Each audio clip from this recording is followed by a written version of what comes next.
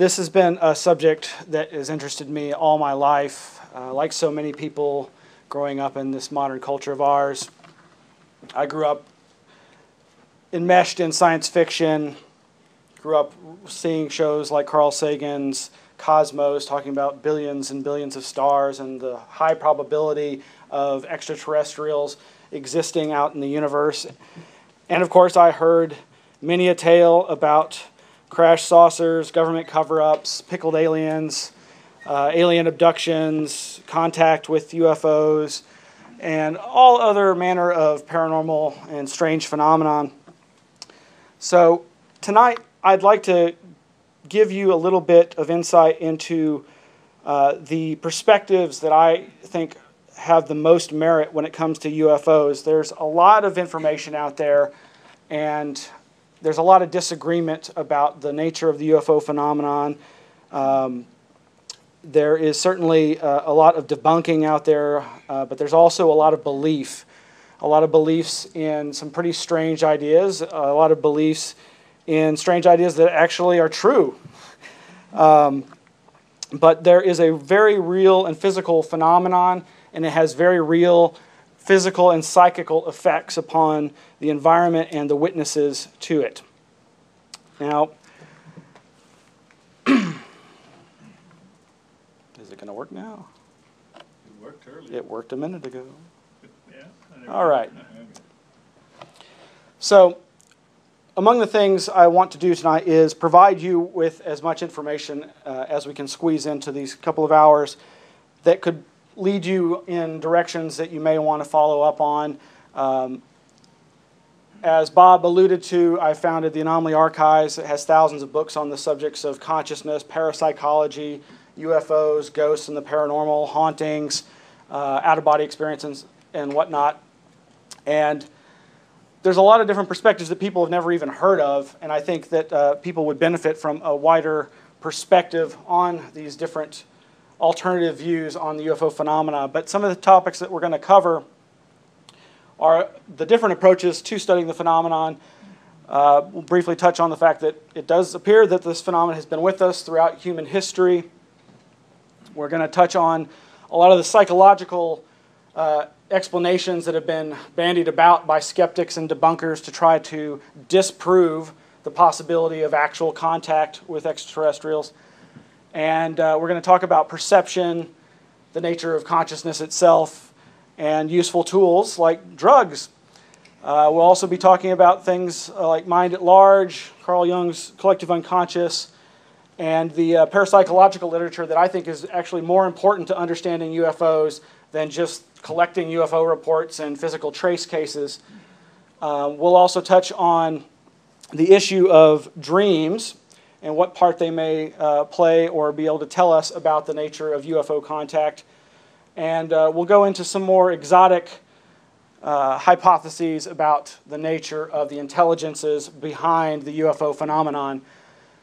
And then we'll touch on what different human agencies, whether they be tribal or corporate, may have known about UFOs and what they may be doing with that knowledge. Now, I was a wee little lad when I was already seeing, the science fiction on TV and hearing about UFOs, checking out books at my elementary school library. I remember one year getting that little action figure. This is a little bendy doll for the Close Encounters, the Steven Spielberg movie, very famous, obviously. Years later, I would discover that two of my favorite foundational UFO researchers were intimately connected to the production of that movie. Some of you may know that the grandfather of ufology, J. Allen Hynek, actually makes an appearance in the film, just very briefly. He's just there looking at the UFO at the end and with his, I think, his pipe in hand. But Steven Spielberg consulted Jacques Vallee, the French astrophysicist, computer scientist, who I regard as the preeminent figure in ufology for putting forth some of the most important ideas to understanding the mystery. Around that same time that the movie was coming out and I got that action figure, one of my grandmother's who had been running WRKL in New York State, told me about her having an abstract artist that she knew. She was a artist herself in the Greenwich Village area. And she told me, yeah, I've had this artist on who he started investigating close encounters, and he's been interacting with people who claim to have been abducted, and he's got witnesses from around the world who've never known each other, never communicated with each other, and they're all telling the same story of being abducted by the same big-headed, big black-eyed entities. And this had a profound effect on me. You know, I was reading about these stories, but like the whole abduction hysteria, if you will, had not happened yet. This was a couple of years before Bud Hopkins had even published his first book on this subject. And of course, she was referring to Bud Hopkins. And so that was one of the early things that I think predisposed me to an interest in following up on UFOs. Now, typically when people meet me for the first time, they've had somebody refer to me as, oh, that's that UFO guy. If you've got any strange experiences, you might want to tell them to him. But depending upon what you know about me, you may also come up to me and say, oh, that's that guy that's really into dreams. If you have interest in dreams, you might want to go talk to him as well.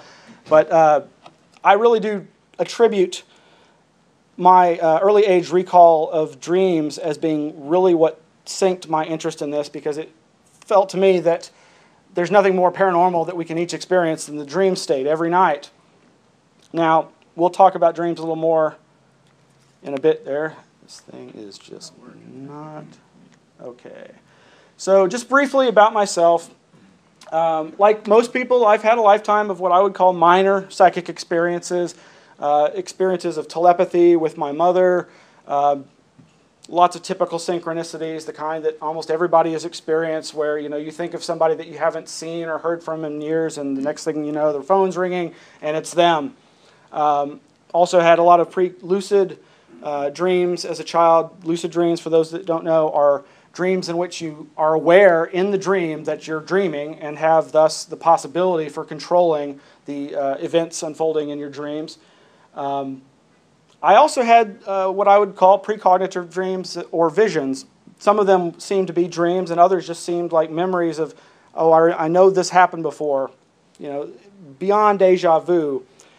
All of these things, again, reinforced in my mind the felt reality that there is more to the universe than our scientists typically like to tell us. After graduating from high school, I joined the Austin MUFON group. For y'all that aren't familiar, MUFON is the Mutual UFO Network. Austin's had a proud history of UFO research here with its local group. Did several things. Just when there were sightings in other cities that were reported with the media, I would go and obtain copies of the news footage. Did the audiovisual for local mini conferences that we did. We held the big annual conference here in like 94, 95. Got to meet a lot of really great UFO researchers. And beginning in around 1999, I was asked to lead the local group. Now, before that, I actually was asked to lead the local abductee support group. Now, I'm not an abductee. As far as I know, I've never had any sort of abduction experience. But my good friend Gene Staffen, who founded the group back in '92, a few years later, she got the calling. Something told her she needed to move. So before she did, she asked me if I would be interested, and she put it before the group, the abductees, the experiencers, and they all unanimously agreed that they would like me to lead the group. So for the next 4 years, I led the group. And it was very big at the time. This really was at in the heyday of abduction support groups. They were popping up all around the country. And as Gene Staffen said, the first time she put out the word about this abductee support group, she was inundated with phone calls. She got like 200 phone calls the first weekend. The news media picked it up. They were really into it, ran lots of stories. She met and brought to the group lots of different people who'd had experiences. And the thing I noticed immediately was that while I was used to hearing about the classic alien abduction that we've become so familiar with.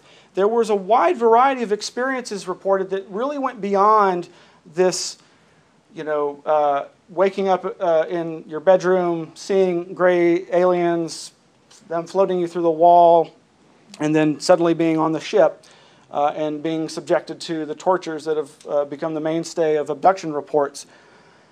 There was a wide variety of other experiencers that were coming to the group as well. People who'd had near-death experiences, people who'd had experiences channeling entities, doing automatic writing, people who'd had out-of-body experiences. And a lot of the times, these same people would have multiple of these different types of anomalous experience. And that really had a profound effect on me, and was one of the things that influenced me to start looking in other directions for alternative explanations. Now, I will just say, I've been called, within days of the incidents, an absolute skeptic and debunker. I've had friends who just thought, you don't believe any of this stuff. You think it's all fantasy. And I'm very quick to say, no, I absolutely do not think this is all fantasy. And then a day or two later, a friend would tell me, you're just such a believer. You believe every crazy story and theory that comes your way. Well, for better or worse, I try to maintain a high level of ambiguity. I think indeterminism is the best way to approach this, that I don't really have any definitive answers. And if somebody tells you they know exactly what UFOs are, I think you should disbelieve them. All of these interests led me to publish my own journal for a number of years called Elf-Infested Spaces, Journal of Possible Paradigms. For those of you McKenna fans out there, you probably know where that reference comes from, but we'll talk about McKenna a little later. All of this led up to my organizing the hosting of the 38th Annual National UFO Conference here in September 2001. There's a poster by my good friend Mac White for that wonderful event that would have been the best UFO conference that never happened. Because, of course, earlier that week, September 11th happened, and the world changed forever, and we couldn't get all the speakers to fly here because the planes weren't flying. So that was a big disappointment, but it's just part of history now.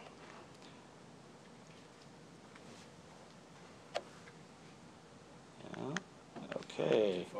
All right. And in the wake of September 11th, I started editing and writing for the Austin Para-Times, which is a local newspaper dealing with subjects like the paranormal and the parapolitical. I left that magazine to found the Anomaly Archives that you've heard me mention. It, too, is a 501c3 nonprofit. It's a lending library. We're located in the INACS facility up north near Technology and Research.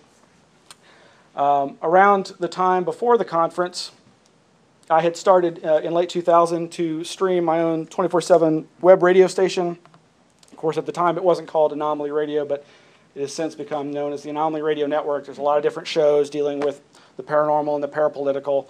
And for a number of years, I've been hosting a variety of radio shows dealing with local political issues, as well as all these wonderful paranormal topics that I love so much. And my friend Mac White, who did the art for that poster, also did the art for that PSYOP radio and is my co-host on that show. So if you're interested in hearing more about my crazy ideas about UFOs and parapolitics, that's PSYOP radios on Sunday night. And is it? Yeah. Okay, now UFOs, one of my favorite researchers who I don't really talk much about in this presentation is John Keel. Many of you are probably familiar with the movie Mothman Prophecies, which was one of his most popular books. Now, he was a journalist. He wasn't a scientist, but he did collect a lot of amazing information that one can find out about the subject through.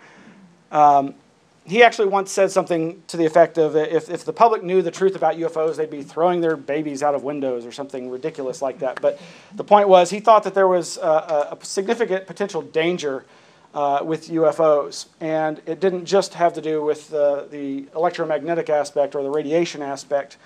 But these quotes here from an interview between famed UFO researcher Jerome Clark and Jacques Vallee in 1978 appeared in Fate magazine and really kind of sums up a lot of what I feel about UFOs and the dangers associated with them. But it also sums up, I think, some of the best approaches, and that is to really dive in and really get involved and not just have that kind of standoffish scientific, approach.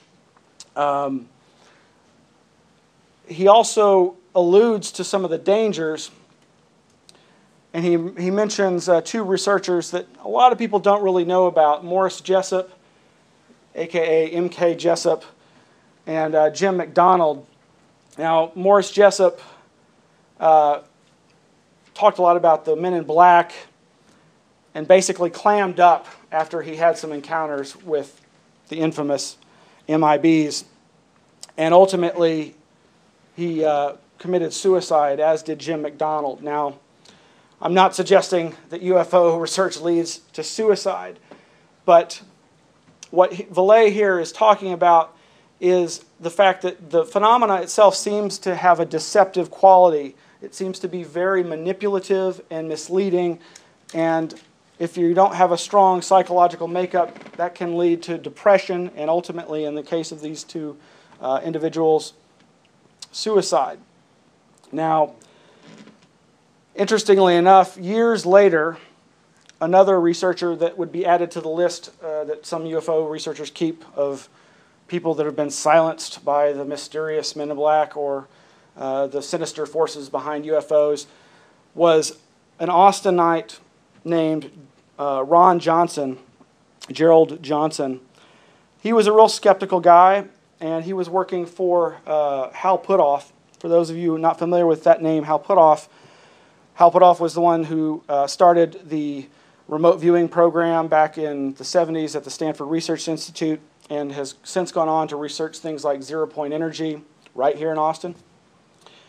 His assistant was Gerald Ron Johnson, and one day they were at the Society for Scientific Exploration conference, which was occurring here in Austin. The previous night, Hal and Vallee and Johnson had a really nice conversation about UFOs. They were all friends. But the next day, Ron keeled over, mysteriously some say, while a presentation was being given at this SSE conference. Now, Ron didn't do drugs, didn't smoke or drink. If anything, he was probably a workaholic, so perhaps it's easily to write it off as that. But of course, as is so typical in the UFO field, it's kind of become embellished, and his name has been added to that list of people that some folks believe were silenced. I know that years later I was told that he had been considered as the potential next head of the Mutual UFO Network, which would have been an interesting turn of events because as skeptical as he would have been a very distinct departure from a lot of the other believer-oriented MUFON directors that have come and gone. But let's see if this clicker, there we go. Now, I think of UFOs not as so much dangerous as they are an opportunity to educate about these strange phenomenon.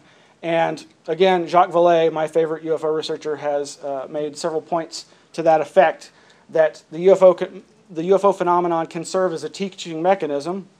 It certainly is a perfect opportunity for scientists to express to the public how science is supposed to work. Scientists are supposed to be there to help us understand little understood phenomena, and yet, as he says, the sightings put into question both the structure of our society and the laws of our physics, and we're free to run away from them just as science is doing. He went on to more recently say, by denying the reality of the reports, brushing aside the witnesses and treating them like fools or crooks, the academic skeptics are actually teaching the public that science is impotent at studying the phenomenon. Now, recall, Vallee, one of the things that drove Vallee to research UFOs was when he was in France and working at a telescope with astronomers. They had recorded some UFOs on tape. And he watched as the astronomers destroyed the tapes because they didn't want to deal with the unknown that they were faced with. And that had a profound effect on him, and rightfully so. And thankfully, he went on to continue to research the subject. Another person that suggested the UFO phenomena might represent a sort of teaching mechanism is the voluminous paranormal New Age writer Brad Steiger. In one of his books, he outlined, as so many researchers like to do, all the different possibilities that UFOs might represent as far as explanations for their origins. And this is one that I thought was apropos. He suggests that they're a reality game theory, and that in the, as he says, in the teasing fashion of a Zen riddle or a Sufi joke, he theorizes a higher intelligence may use such highly improbable teaching aids as monster sightings to provoke us into a higher consciousness and a much broader view of reality. And that's a theme that comes up over and over again from many different researchers. The idea that whatever the UFO phenomenon is, it's actually having a long-term effect on us that isn't as simple as them doing a hybridization study or trying to come and get soil samples or study our culture. Now, I consider myself a Fortean and an anomalist. A Fortean after Charles Fort. Charles Fort was someone who lived in the late 1800s, early 1900s, and was a collector of strange reports. He's also famous for saying that he thought we were property because of all the strange phenomena he had observed. And one of the things I like to use most is I use the UFO as a launching point to talk about all these subjects. Because as he says, one measures a circle beginning anywhere.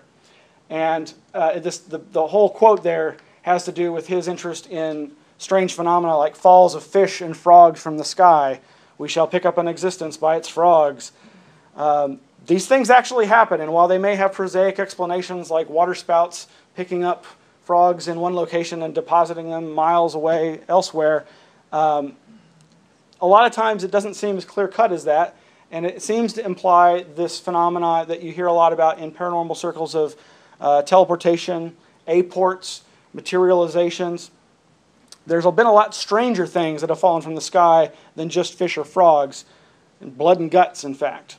But Charles Fort is one of those people who basically said, look, here's the data, the damned data, as he said, that flies in the face of scientific understanding, and it's these things that science should be trying to grapple with instead of just sweeping under the rug as being, oh, it's an anomaly, and it doesn't, it doesn't fit our paradigm, so let's not even try to deal with it.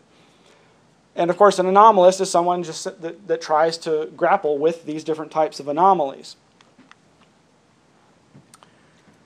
Now, anomalistics is another word for anomalists, coined by anthropologist Roger Westcott. Marcello Truzzi, who you see there, was a really exemplary skeptic. He started this magazine called The Explorations, and eventually he helped found CSICOP.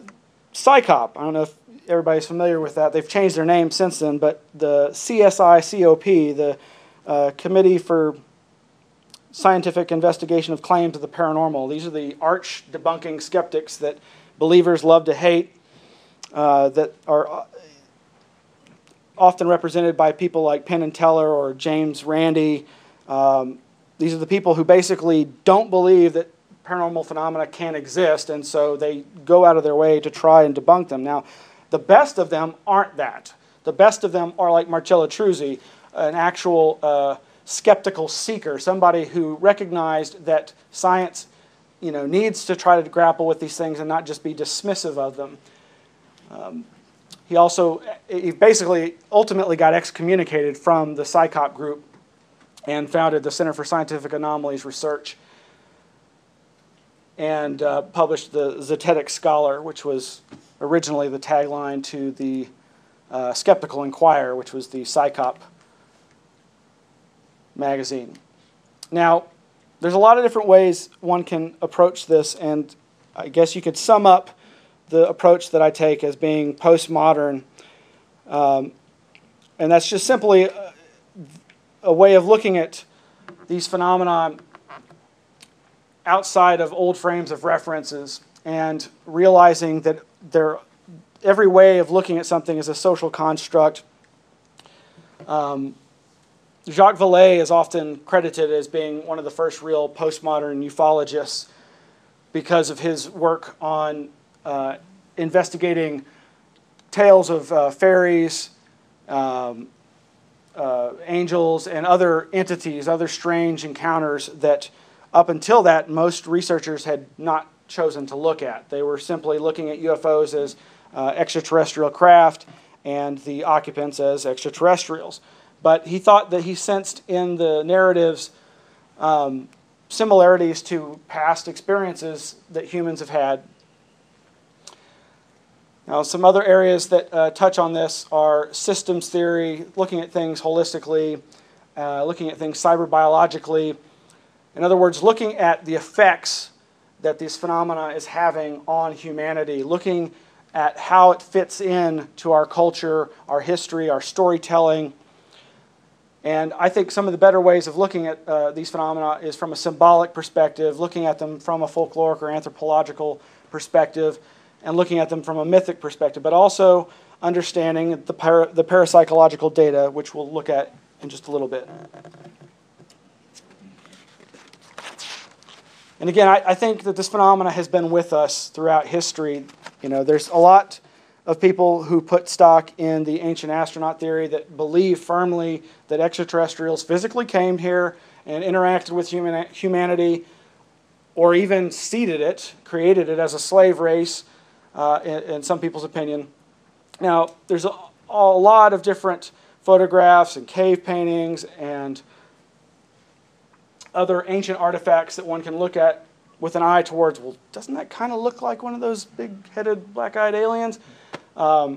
Turkish ufologist Ferie Derzu has that photograph down there of the stone eye icons that are prevalent in different parts of the world. And of course, angels and demons and the fairies, as mentioned, have all been possible precursors to our modern experiencing of UFOs and presumed extraterrestrials. Now, jumping back briefly to the dangers of close encounters, here's one in our own backyard, the famous Cash Landrum UFO encounter that occurred up near Denton, Texas, and ultimately which had an Austin connection by way of Bergstrom Air Force Base. This is an infamous case where the two women you see there and the grandson, Colby Landrum, were driving home one evening and were confronted by this flaming diamond-shaped object that was hovering over the road. Later on, it was determined that there was some damage to the road by the intense heat given off by this object. And in fact, both ladies experienced health effects that seemed to be directly the result of their close encounter with this phenomenon. Now, the thing that makes this a little more complicated is the fact that they claim to have seen up to 23, I believe, Chinook helicopters. For those that are familiar with helicopters, the Chinooks are these giant troop transport helicopters. They have two blades.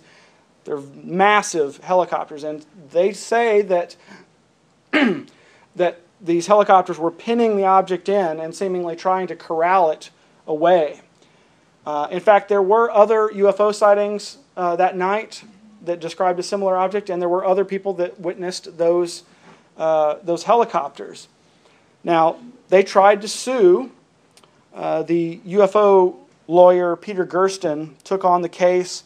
They tried to sue the U.S. government. Unfortunately, they lost.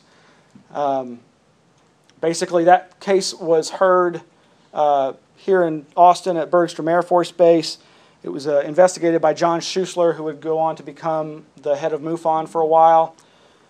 It was also investigated by non-lethal weapons expert and thanatologist John Alexander. But unfortunately, I think it's Vicky, the grandmother, passed away probably due to the radiation sickness that she suffered. Now, this is just an example of the kind of thing that I would say if you do see a UFO, keep in mind you may not want to get that close to it. And to drive home that fact, here's something a lot of people don't know about, and that's the FEMA Firefighters Guide to Disaster Control, Lucky 13, Chapter 13, called Enemy Attack and UFO Potential. This is a very strange place for UFO information to be found, but actually it makes a lot of sense. I think I first heard about this back in 1995, and it's sent every few years. The media gets a hold of this knowledge and does little local news reports. But interestingly enough, they actually allude to Jacques Vallee's research in one of his most important books, The Invisible College. And they talk about the fact that he cautions we should consider psychic effects, such as space-time distortions experienced by percipients of craft-like devices, which appear to fade away, dematerialize, and then reappear, of alien strange voices, or thoughts that may affect involuntary changes in the manner in which witnesses may react in such circumstances. Now, the chapter is much longer than that, obviously, and goes into much more detail, but they start off by focusing on the radiation effects, but then again, they mention these other more psychic effects. It's kind of a strange place for that. Now, a good example of investigating from both a physical and psychical perspective is Ray Stanford. Ray Stanford was the brother of Rex Stanford, two twins who had a history in the early contactee era of UFOs. In fact, in another book of Vallee's called Messengers of Deception, he talked about their affiliation with various contactee cults that were here in Texas during the 1950s and 60s. Now, one of the things people don't often realize is that Ray Stanford was the organizer of one of the most instrumented civilian scientific efforts to research UFOs that's ever occurred. Just outside of Austin, he had a small piece of land that had been donated to him by a local fellow, and they put there, as you see in that picture, a lot of, at the time, pretty high-tech equipment. They had a computer, they had laser magnetometers, ELF meters, radar, a lot of different equipment, and it was all linked in such a way so that even when they weren't there, it was monitoring the skies, and if a possible UFO tripped the magnetometer or the ELF meter, the computer would automatically call one of their representatives, one of their investigators that was in the part of Austin where they might be best able to view such a UFO. Now, that's pretty amazing. Nobody's really done this since. You know, there's organizations like MUFON and CUFOS and FUFOR and all the other American UFO groups, but nobody's reproduced this kind of research yet. And if you know, the way Ray Stanford tells it, he's got hundreds, thousands of photographs of various UFOs that they recorded at the PSI, Project Starlight International, here in Austin, Texas. Now, unfortunately, none of that has ever been published. And a few years ago, or I guess it was a decade ago now, I had the pleasure of hanging out with Mr. Stanford for a whole day and really just listened to him tell tales about the classic saucer era, the contactees. And he's pretty opinionated of himself, but he does seem to have accomplished quite a bit. He was a respected artist.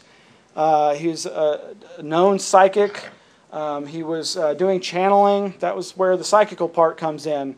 Besides PSI, he had this other organization going on at the same time, AUM, the Association for the Understanding of Man, where he would do sittings and he would channel material from various higher intelligences, and kind of had a little group going there. In fact, the Austin MUFON group, from what I've heard, was kind of an outgrowth of this. But eventually it all disbanded, and again, that material has never been published, and unfortunately I think it's because he really wants a lot of money for it. And I don't criticize him for that, but I'm also of the opinion that, you know, this is potentially a boon to science and humanity, and it should be out there for us to look over and to research, but he doesn't seem to want to get rid of it. But he also published some interesting books, Fatima Prophecy, Discover the Message and Meaning of Fatima. Fatima was a very famous case of a recurring luminous phenomena that was interpreted in a religious mold and happened like every month, and more thousands and then tens of thousands of people came every month to see this thing. And it's a very interesting case because it seems to exemplify one aspect of the phenomena that we'll be touching on later, that's a ball of light, basically, when experienced up close, often can be perceived as, in that image on the cover there, as something like the Blessed Virgin Mary. But the farther away you get, it doesn't seem, the witnesses don't seem to always see the same thing, as if their distance, besides just the object or the light being that much further away, there seems to be some other factor there that affects the perception of the witnesses. He also published a very funnily named book called Socorro Saucer in a Pentagon Pantry. And if you're familiar with the Socorro, New Mexico UFO incident, it was not a saucer. It was an egg-shaped craft that was described by Lonnie Zamora, a policeman who witnessed it take off after seeing small beings. But that was a pretty important book because Ray managed to get some metal samples from the indentations of the landed egg-shaped craft, and he tried to get them into the hands of government scientists, and then the samples disappeared. Kind of classic, actually. Let's see. All right. So again, there's different ways of approaching this phenomena. You can approach it from, I'm just going to collect UFO reports. I'm going to, investigate close encounters and try to get physical traces. And in fact, that's one of the best people to do that kind of research is Ted Phillips. In that picture there, Ted's a young man being schooled by his mentor, J. Allen Hynek, as I said, the grandfather of ufology. Ted Phillips went on to create the Center for Physical Trace Research. Now, if you're interested in the absolute best physical scientific evidence for UFOs, he's your guy. He continues to do phenomenal research. He's actually gotten some attention recently on some of the cable UFO shows, but that's his one specialty. He doesn't really get into abductions. He doesn't get into all the other areas that one would think all ufologists are into, alien contact. Kind of on the other end of the spectrum is Ray White. Now, Ray was kind of part of the inspiration for me to form the Anomaly Archives. She started off as a parapsychologist. She wanted to use science to try to understand these strange phenomena like ESP, telepathy, and whatnot. But eventually, she became dissatisfied with that kind of rigid scientific approach. As much as parapsychology has accomplished, she felt it really wasn't the best way to go. And so she formed the Exceptional Human Experience Network, EHEN, because she started focusing on these experiences as exactly that, exceptional human experiences. And so she really went just almost like more of an anthropological perspective. Like she just started collecting people's stories of strange experiences and trying to categorize them and just collect them in general. Now, she passed away a few years ago, unfortunately, and now her phenomenally large collection of reports and data is in the hands of the Parapsychology Foundation, which is a pretty cool research organization in New York City. Now, the last person I have on this slide is Jerome Clark, who I've mentioned previously. Now, Clark is interesting because he's really regarded as like the current preeminent ufologist, and especially when it comes to the history of UFOs. He started off kind of like me in that he really became enamored with people like Jacques Vallee and John Keel. He really liked the idea of the paranormal explanations for UFOs and not necessarily an extraterrestrial interpretation. But as he researched that more and more, he came to feel that that just wasn't accurate, wasn't true. He pretty much went back to being a hardcore nuts and bolts kind of guy, believing that UFOs are best understood in terms of the extraterrestrial hypothesis, the ETH. But recently, he's kind of come almost full circle, except that he's not so much espousing a paranormal or parapsychological perspective as kind of a perspective like Ray White's. He's now using the phrase experience anomalies. He recently received the 2008 Dinsdale Award from the Society for Scientific Exploration, which is one of the few, if only, peer-reviewed scientific journals, scientific organizations investigating UFOs and anomalous phenomenon. And in his acceptance speech, he gave his presentation on his idea about experience anomalies. He's also recently had it published in Fortean Times, which is a really awesome magazine devoted to Fortean phenomenon. But he really sums it up by saying, you know, we should be able to believe our informants without believing their explanations. And this is the problem that so many of the skeptics, so many of the hardcore ufologists who reject alien abductions have been grappling with for so long. You know, for a long time, in the early days of the UFO phenomenon, you know, the UFO researchers, they were just coming to grips with the possibility that this wasn't just some, you know, foreign country's aircraft, but this was some aircraft from another planet. And they really weren't willing to even entertain the possibility that there were occupants. So when those stories of occupants started happening, they were really appalled. They suppressed the data, and it took a long time before they would even start talking about what we now call close encounters of the first, second, third, and on upwards kinds.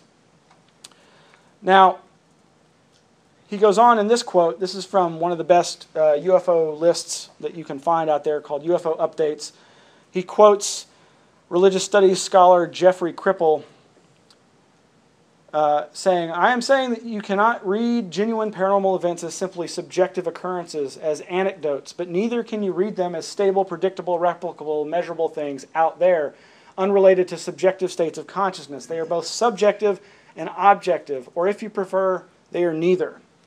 And as Jerry Clark said, if we don't develop new ways of thinking about this particular category of extraordinary human experience, we'll be spinning our wheels forever. And in fact, that's what basically has been going on for the last 60 years, in my estimation, is that there are all the beliefs about UFOs, but very few of those beliefs are backed up by scientific evidence or even good critical thinking. But thankfully, Jerry Clark's finally come around. Now, there are a lot of psychological phrases, terms, and ideas that have been bandied about by skeptics and debunkers to disprove the possibility of these phenomenon. And without going into great detail about all of them, here is a list of just some of the more popular ones that have occurred over the last few decades. Of course, the first one is just this idea of confabulation or false memory. The idea that there might be some real experience at the heart of the report, but that the witness is somehow lying to not just the investigator, but to themselves, so much so that they actually believe what they're saying. And this idea that memories can be false, that you can have a memory of something that in fact did not occur. Now, this became pretty sticky over the last several decades. I'm sure you've all heard of things like child abuse and the wilder versions of that, satanic ritual abuse. The idea that there are groups of people who not only abuse children but have networks of people that abuse them. Debunkers and skeptics, you know, call these panics and don't believe that any of this goes on. Now, a lot of psychologists in times past didn't believe that sexual abuse actually happened at all. And I think we can all agree that yes, it does. But in the last few decades, this idea of false memory syndrome was raised. And in fact, there's an organization called the FMSF, False Memory Syndrome Foundation, who are dedicated to the idea that not only do false memories occur, but that they can be induced, and that they're tearing apart families, and that a lot of claims of sexual abuse are in fact just confabulation and false memories. Now, without going into detail, there are a lot of spooky things about that organization, not least of which are there are a few people on there who have been accused of the things that they're saying don't happen. So I'll just leave it at that so I don't slander anybody. But another thing that became vogue for a while was the idea of fantasy-prone personality disorder that was advanced by psychologists Cheryl Wilson and Theodore Barber.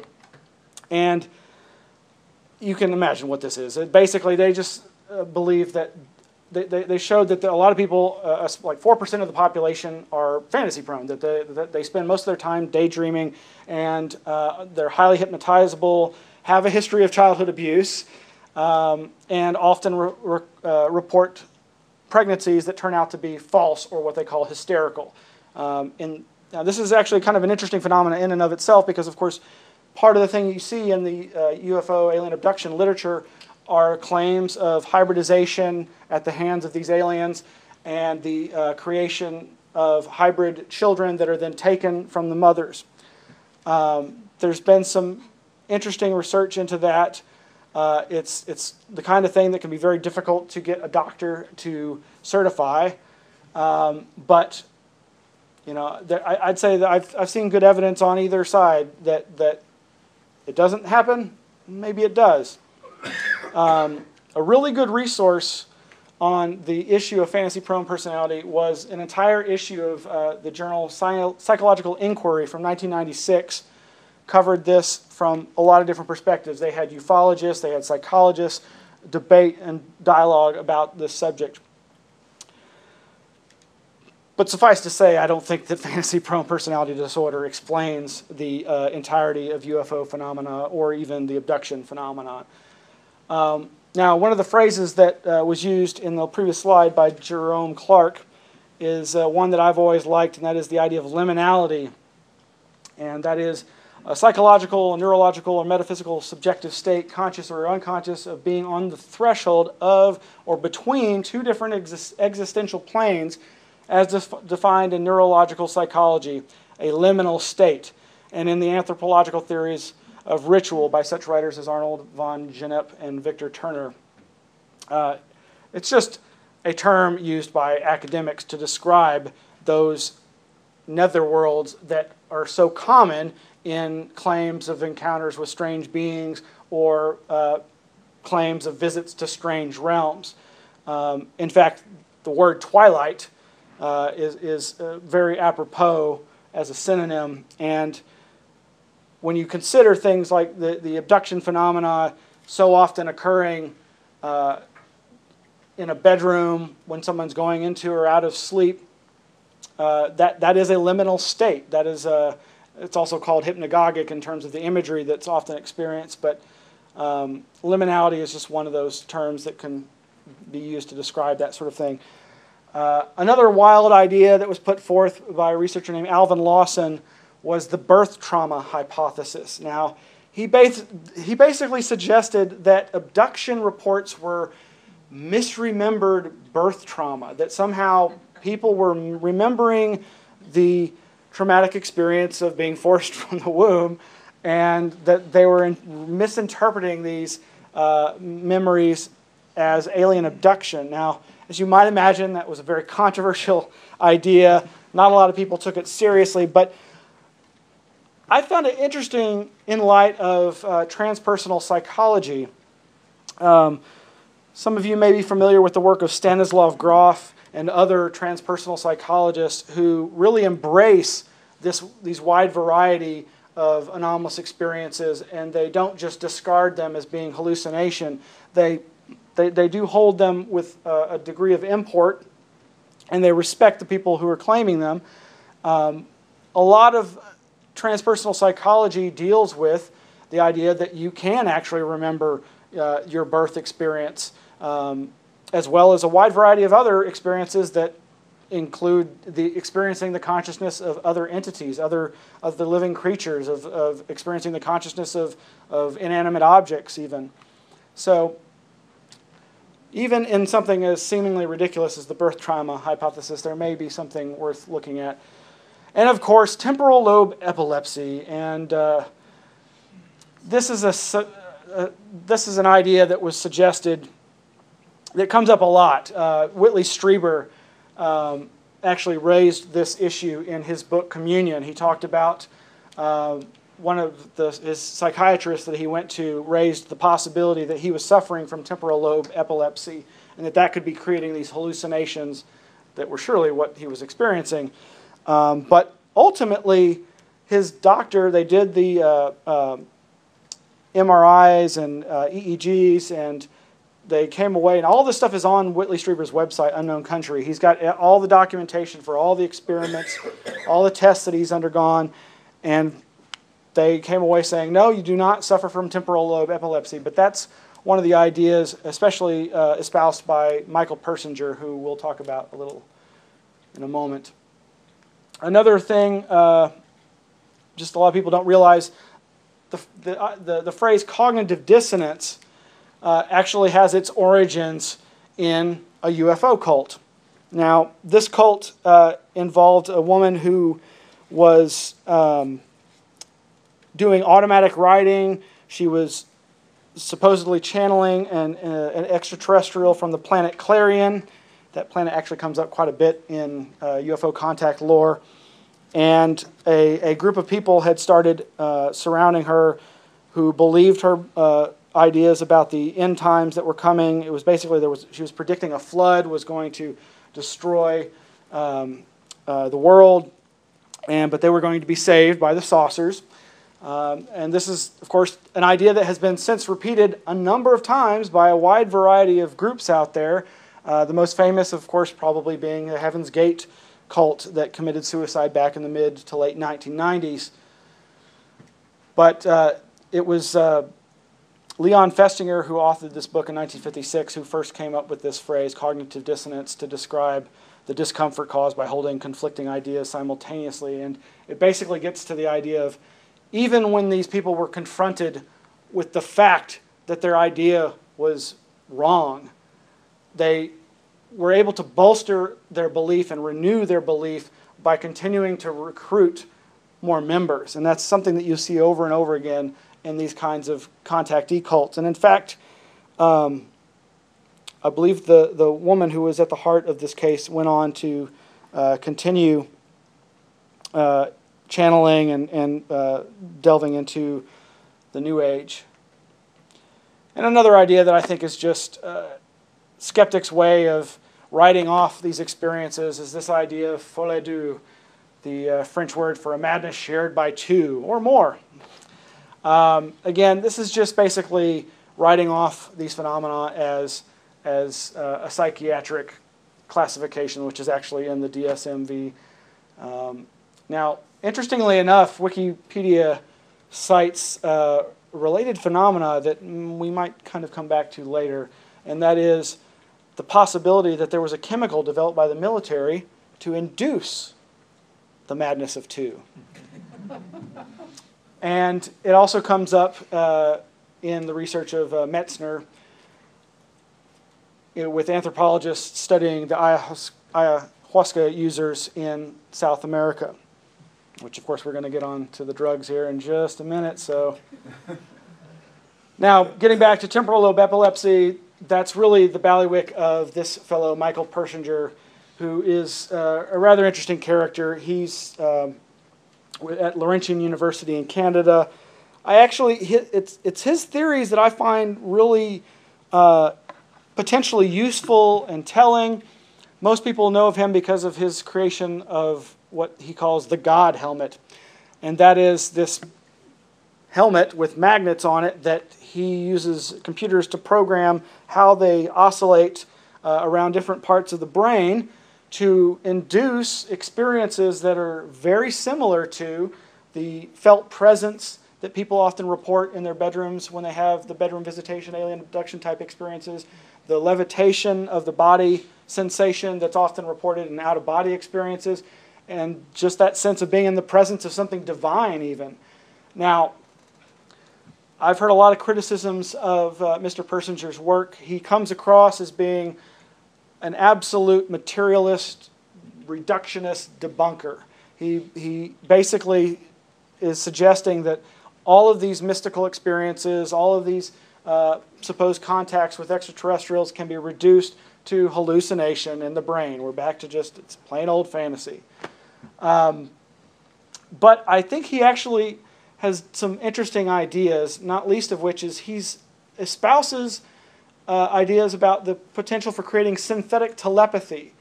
He actually has some ideas for how humanity can experience each other's thoughts through the kinds of technologies that he's investigating. And when he gives these presentations, it's pretty exciting. It gets me all Twitter. But again, it's when he reduces it all to fantasy, basically, and doesn't attribute anything significant to it that I lose interest. But the other area that he pioneered on this side of the pond in North America was this idea he put forth in a book called Space-Time Transients and Unusual Events, where he correlated all manner of strange encounters from UFO sightings to the discovery of anomalous archaeological finds. He correlated these to fault lines. Now, his idea basically is a variation on another researcher who's the exact opposite of this guy and whom I respect much, much more, and that's the British researcher Paul Devereux, who's known as the Earthlights researcher. He's an investigator of ancient sacred circles and standing stones, and he's been researching Earthlights for a long time and is really the preeminent expert on that subject. And he puts forth a lot of the same ideas, that there is a geocentric aspect to these phenomena, that they seem to be generated by Earth energies, and that those energies interact with human consciousness in a way that it seems to trigger these experiences. Now, he's open to the possibility that there's something more than just hallucination at work there, whereas, again, Michael Persinger's just convinced it's purely fantasy. But we'll come back to Devereux and Persinger a little later. Another idea that has interesting implications for the UFO phenomena is the idea of doorway amnesia. Now, this is something that a lot of abduction researchers and UFO skeptics noticed in the reports of abductees and close encounter witnesses who described being taken onto the crafts and having these things done to them. And that is basically that more often than not, they don't ever describe actually going into the craft or coming out of it. Now, there are exceptions to this, as there are to most things, but generally speaking, and she says present in over 95% of the cases she's dealt with, this is there, where they may remember floating up towards the light. They may then recall being inside the craft. They may even recall going from room to room, but even then, that's not that common. And so that's why it was called doorway amnesia, the lack of memory of going into or exiting these presumed craft. Now,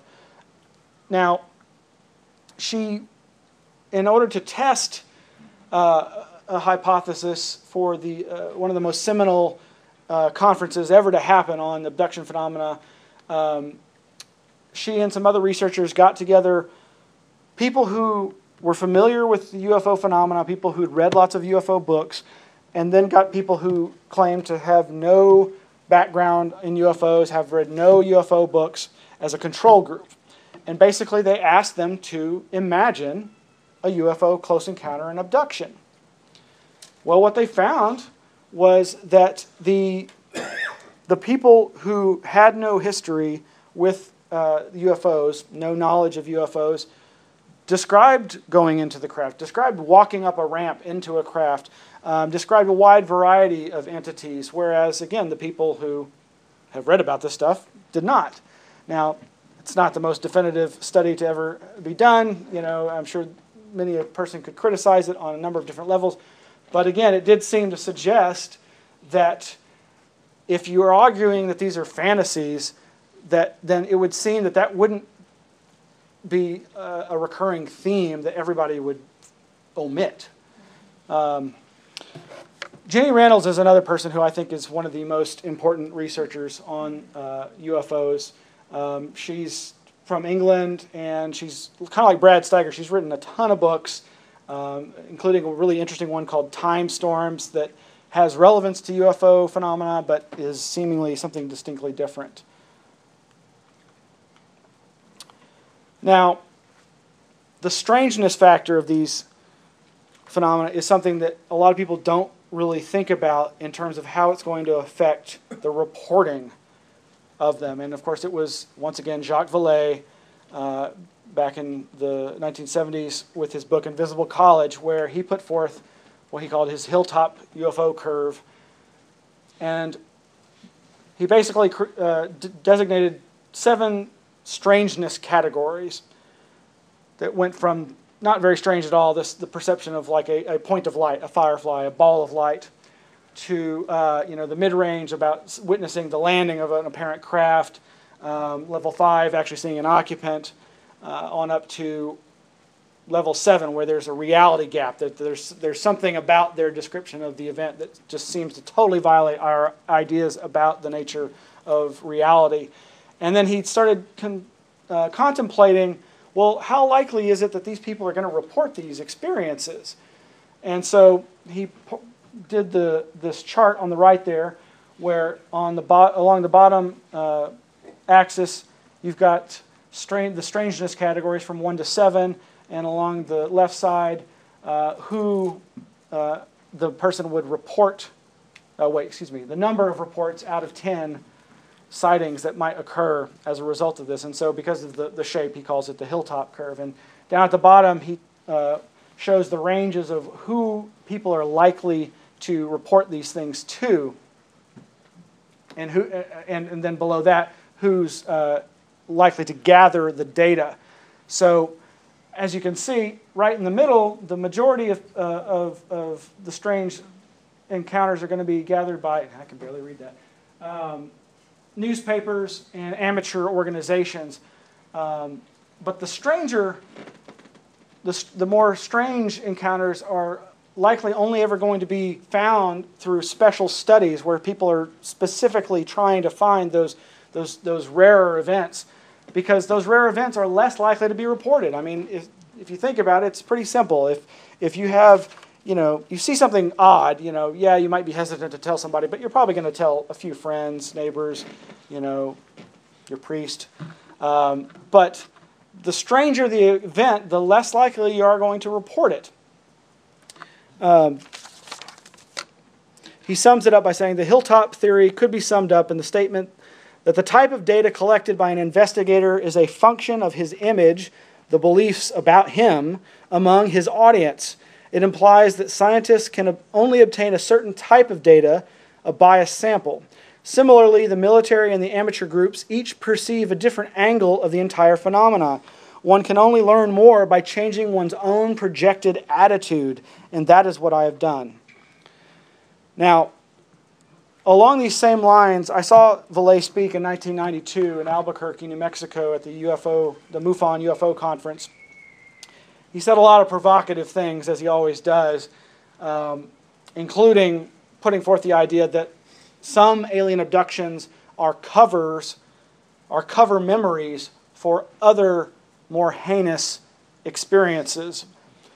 But one of the things that he said is he'd gotten numerous letters from abductees who had worked with some of the biggest names in the alien abduction field. Now, he didn't name those names, but it seemed pretty obvious to me that he was speaking of people like Bud Hopkins and David Jacobs. And basically, these were abductees that said things like, all of those aspects of my encounters that didn't fit this researcher's preconceived ideas were suppressed and rejected. And this goes to this hilltop theory that there's going to be, in some ways, from both perspectives, that the researchers investigating these phenomena are going to likely exclude those things that don't fit their theory, which isn't good science. And similarly, the people who have these experiences are going to go to those researchers who they think are going to be most accepting of their experience. So if somebody's had an experience with a 6-foot lizard with a 5-foot tail, they're probably not going to go to Bud Hopkins, because Bud Hopkins mostly reported on the big-eyed diminutive grays that have become so ubiquitous. Now, one of my other favorite UFO people is kind of an interesting antidote to Jacques Vallee. Vallee in some ways comes across as a hardcore scientist, and yet he's criticized by other hardcore scientists as being more of a paranormalist because of his ideas about the nature of the phenomenon. But Terence McKenna, yes, one of his most famous quotes, "I think this alien intelligence is something so bizarre that it actually masquerades as an extraterrestrial so as not to alarm us by the true implications." I think he's onto something, and this won't be the only time we talk about McKenna, but I think whatever this phenomenon is, it certainly seems to wear a variety of masks to both conceal and reveal its nature to us. Now, there's a lot that could be said about psychedelic shamanism and its relation to UFOs, but I just wanted to point out that McKenna appears to be, as far as I've seen, the first person to really suggest that the psychedelics of psilocybin mushrooms, psychedelic mushrooms, and more recently DMT, dimethyltryptamine, could play an important role in understanding the UFO phenomenon. In his fantastically titled book, True Hallucinations, where he chronicled his exploits in South America while he was looking for the ayahuasca users so that he could experiment with that. Instead, he found psilocybin mushrooms and took quite a few of them and had a very strange experience that he chronicles in that book. It's too much to go into, but suffice to say, at some point he was sitting alone, watching some clouds forming over a mountain in the distance. The clouds formed an elongated cigar-like shape, and then out of the clouds was ejected a gleaming object that, as it got closer and closer to him, he started perceiving as something that he knew could not be real, because he recognized it as that famous metal flying saucer that the contactee George Adamski saw. Now, whatever you want to think about the contactees like George Adamski and Truman Bethurem and the others, it's been pretty well proven that a lot of their photographs were fake, and especially the ones that are the most famous of contactee George Adamski's. So here's this guy on psychedelics who, as he says, can be trusted with his ability to discern what's hallucination and what's not because he's taken so many in the past, sees this cloud cigar, which is a classic type of UFO that's seen, that often do eject UFOs that thus give the cloud cigar its name as a mothership. This metallic craft starts flying towards him, and it's getting closer, and he, like I said, he recognizes it as something that can't be true because he knows those kinds of craft are just the stuff of hoaxes. And it proceeds to fly over him. He hears a very science fiction-y sound, and he's thinking, no one's going to believe me. Here I am by myself on psychedelic mushrooms.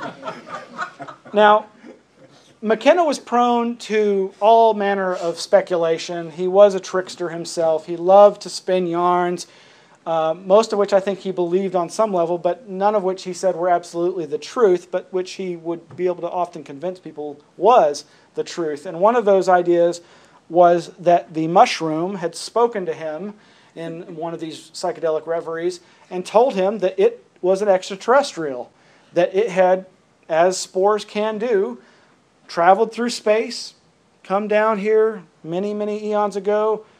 We'd eaten those little caps out of the dung on the plains of Africa, and it sparked our evolution, our consciousness, and ultimately its aim was to advance our consciousness so that we could become spacefaring and take the spore elsewhere. That's just one of his ideas. But he went on to finally experiment with DMT, and he came away with the belief that, as he said, it was a UFO experience on demand. Now, I recall, I didn't actually see this, but he was here in Austin at the Whole Life Expo, and both he and Whitley Strieber were among the attendees and giving lectures on their respective areas of inquiry. Now, McKenna often, I think, was kind of dismissive of Whitley and the abduction narrative. He would vehemently say, what I'm describing is not that. And yet, there's a lot of people who wondered, well, are you so sure when basically this drug that occurs naturally in the human body, occurs naturally in a number of different plants, seems to create an experiencing of visiting another realm. So he suggested that it could provide insight into the way in which the cultural feedback thermostat explanation of UFOs put forth by Vallee and others actually works. Those people who experience the DMT seizure and are plunged into the current myth of the other actually return as apostles of that myth, able to clarify and refine it, and by those means to exert the tuning and control of historical development that may be the purpose of the agency behind the UFOs. Now here, he was often at odds with Vallee on Vallee's ideas about UFOs. Vallee, besides thinking that there was a true alien intelligence, also believes that there are human agencies who have figured out some aspects of the UFO phenomena and are using it for their own purposes. That's where McKenna says, though, you're just paranoid, man.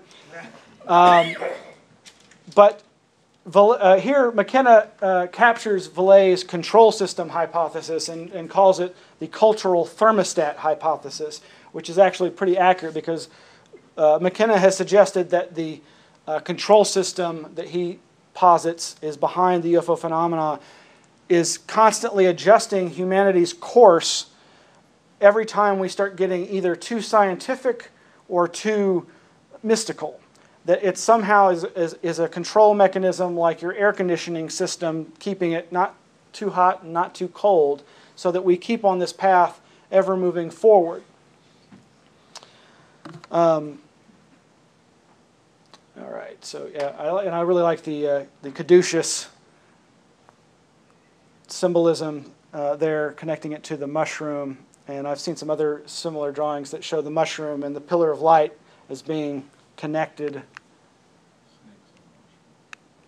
All right, now DMT has actually been scientifically researched, thankfully, in a country that represses all experiencing of anything but normal beta waking consciousness.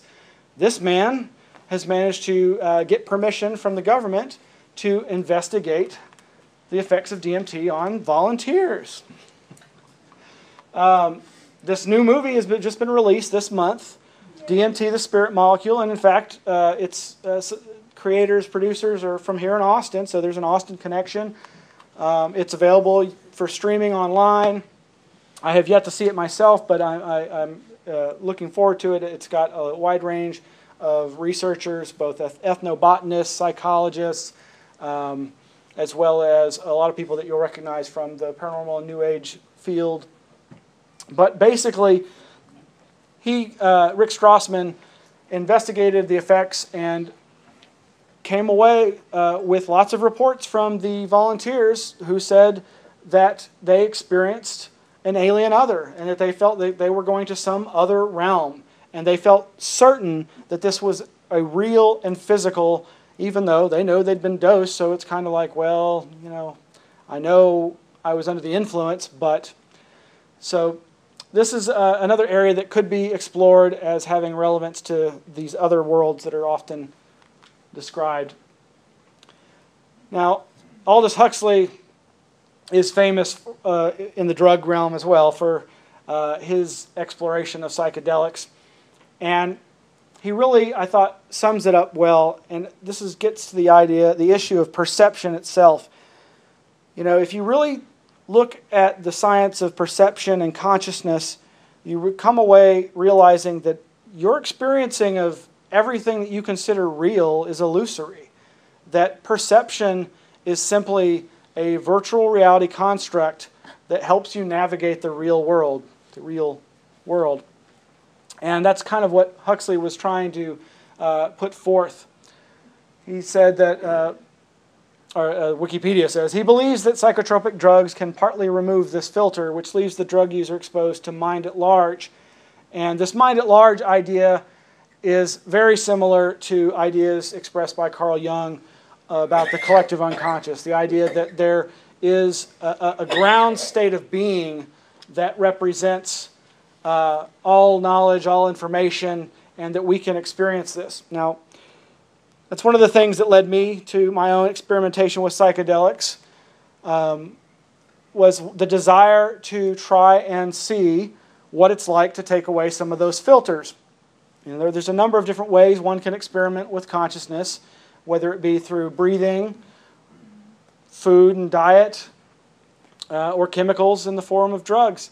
And any one of these techniques or tools can help you realize just how much of your perception is enculturated, is taught to you by your society, and which largely these filters are there to allow you to be able to interact with people in a normal waking reality. But when some of those filters are removed, we start noticing things, we start experiencing things, we start sensing things. And I think, as he was suggesting with this idea of mind at large, that human consciousness can have access to all places, all times, all information. And that's something that the parapsychological literature backs up. So, of course, it was Carl Jung who suggested this idea of the collective unconscious and the idea that there are these archetypes that serve as the modalities through which so much of our experience is experienced. Now, there are many better scholars than I to explain Carl Jung, and there's a lot of disagreement. His ideas, of course, about UFOs have been misrepresented and misinterpreted by a number of different people, and some of the people we'll talk about tonight could be accused of the same. But his ideas about the collective unconscious and UFOs recur over and over again throughout the literature of, I think, the best postmodern UFO researchers. As Jacques Vallee says, is the mechanism of UFO apparitions then an invariant in all cultures? Are we faced here with something more than a projection of Jung's archetypal images, a psychic technology whose applications know few, if any, limitations in space and time? I see no better hypothesis at this point of our knowledge of UFO phenomena.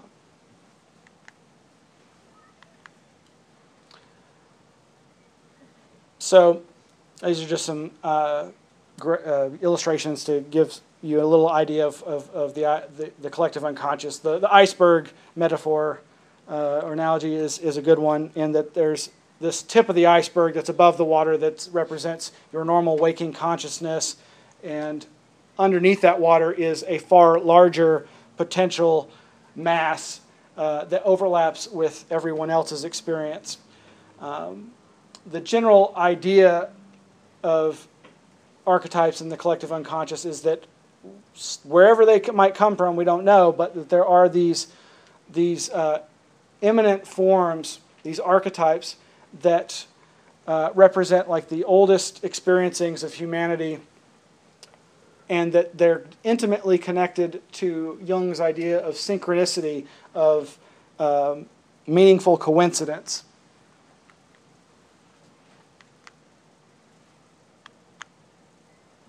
Okay, right, back to Terence McKenna. Here he's just saying that Jung was at great pains to not dismiss the claims of people who had seen UFOs.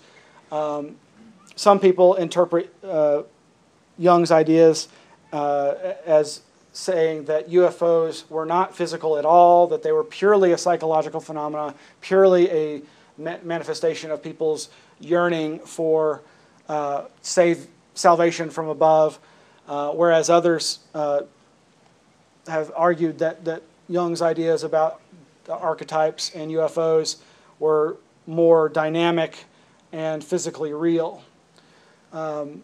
He also points out that Jung thought that the area of parapsychology played an important role in our ability to understand the nature of UFOs.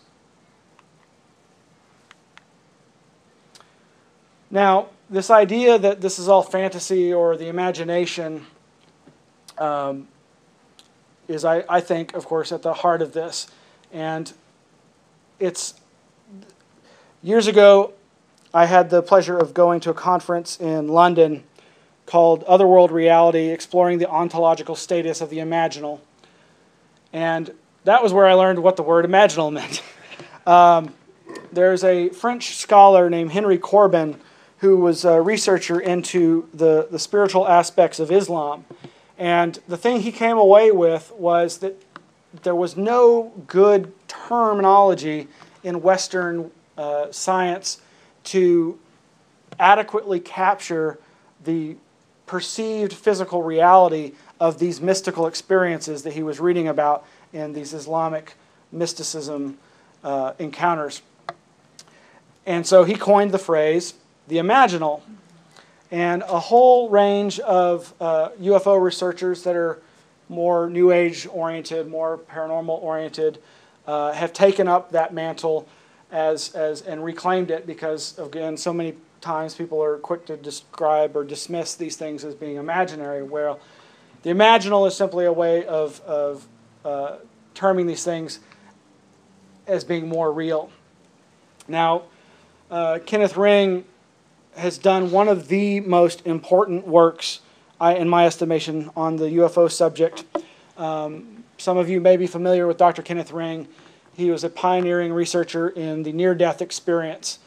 People who have had those experiences that often are described as being the tunnel of light and the life review and this seeming experiencing of an afterlife and then coming back to report it to the rest of us.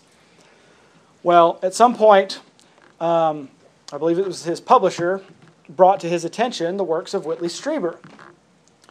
And, of course, at first he was thinking, I've already had a hard enough time getting any kind of academic respect studying the near-death experience. Why would I want to take on something as wild as the abduction phenomena?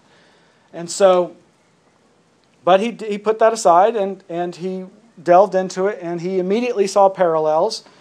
And so he started what later became known as the Omega Project, where he did a study of people who'd had both near-death experiences as well as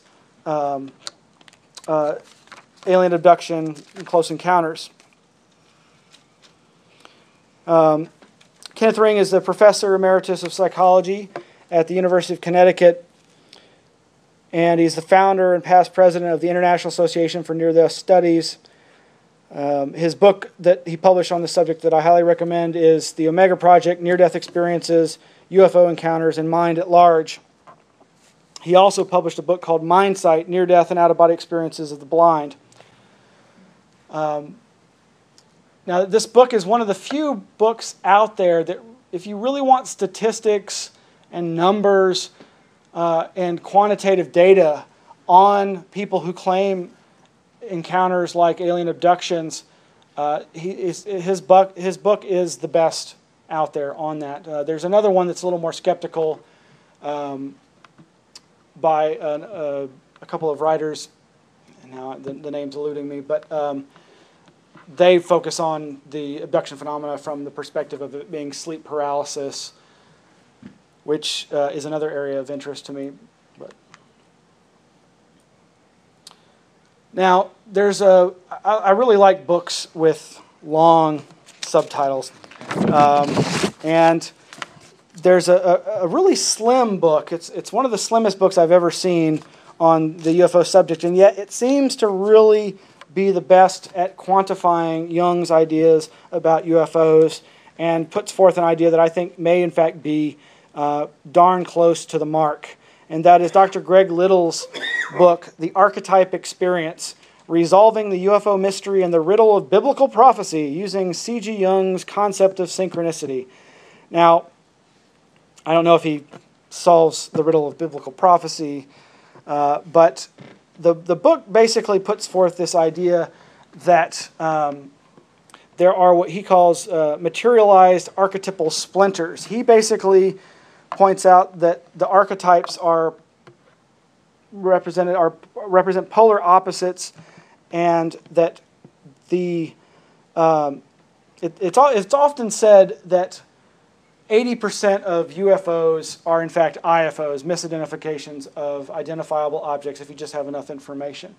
Well, he suggests that UFO haystack, that 80% of those misidentifications, are an integral part of the UFO phenomenon. That it's those misperceptions that often can trigger the same kind of experience that he thinks is a contacting of something alien or other. His idea is basically that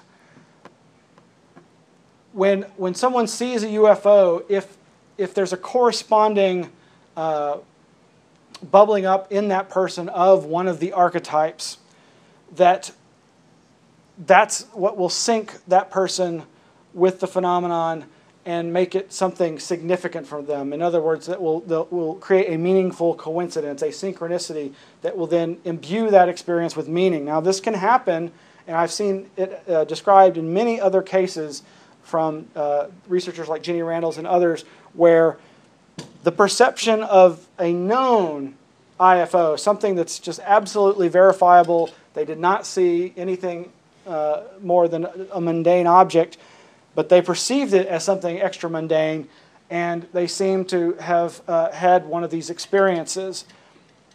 Now, that's just the 80% haystack part of this.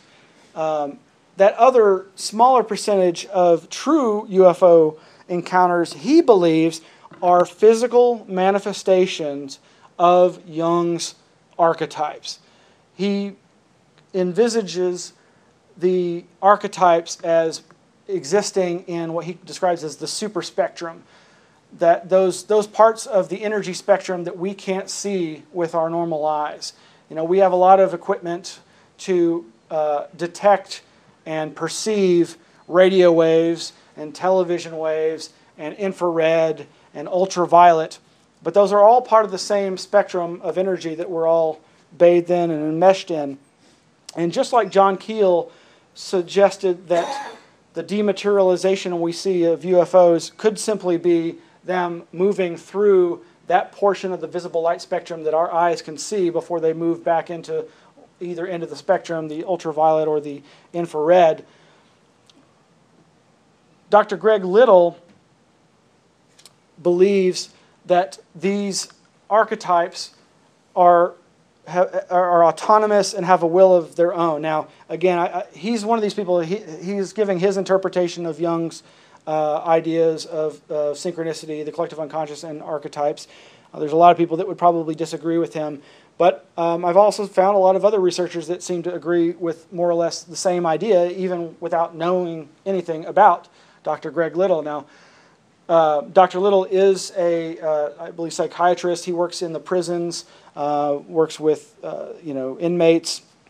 He's also very much into Edgar Cayce. He's into the Native American mound culture that dots the American countryside. He's a very interesting fellow, but I don't agree with all of his ideas, but I think he's on to something here. And he's one of the perspectives that I think some folks might want to check out more. And then there's that guy, Robert Anton Wilson. In his book, The New Inquisition, he introduced me to this idea of Poe logic, which is basically just a brainstorming tool.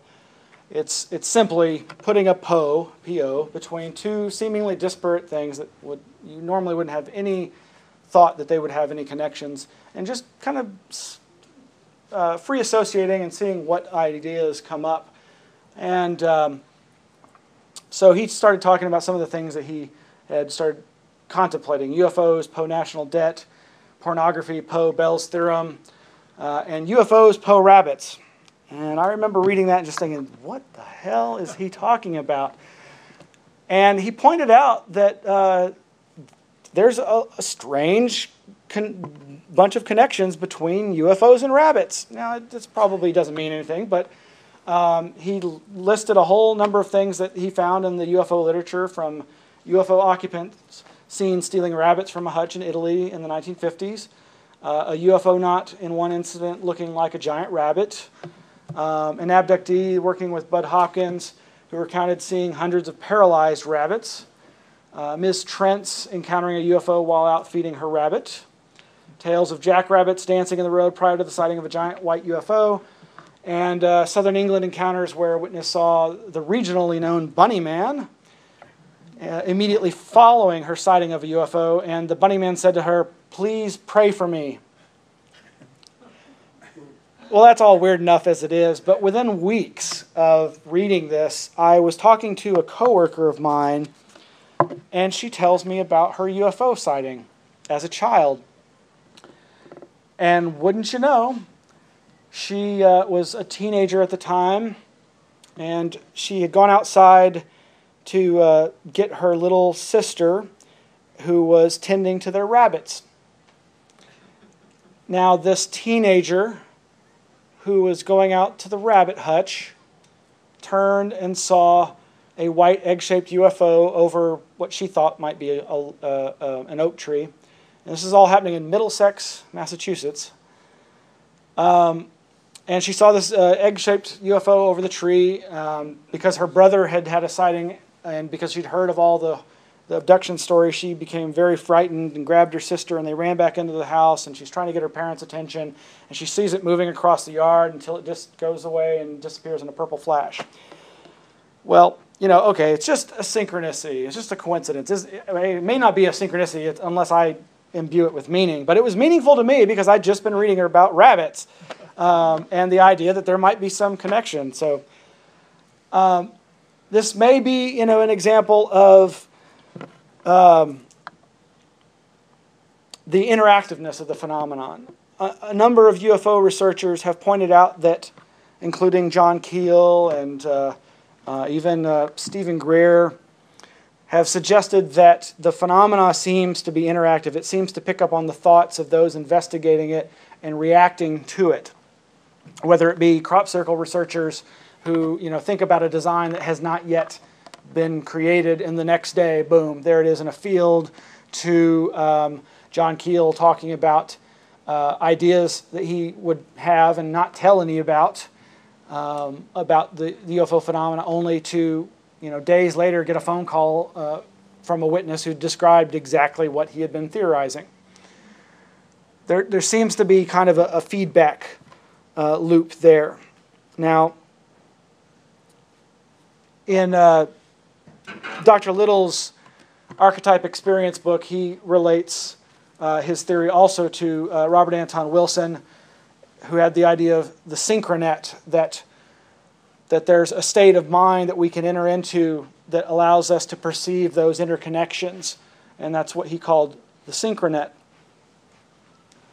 Now, Jacques Vallee, in his 1979 book Messengers of Deception, kind of posited a vaguely similar idea, and it's kind of exemplified in a strange encounter he had.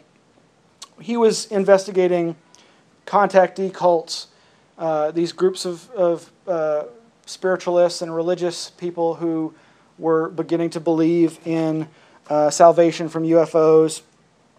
And one of the groups he was investigating had an old biblical name called Melchizedek, the Order of Melchizedek. So he's investigating this, and the way he tells the story, one day he was going back through his receipts for all his travel and research, and he noticed that a cab ride he'd taken in LA was signed M. Melchizedek.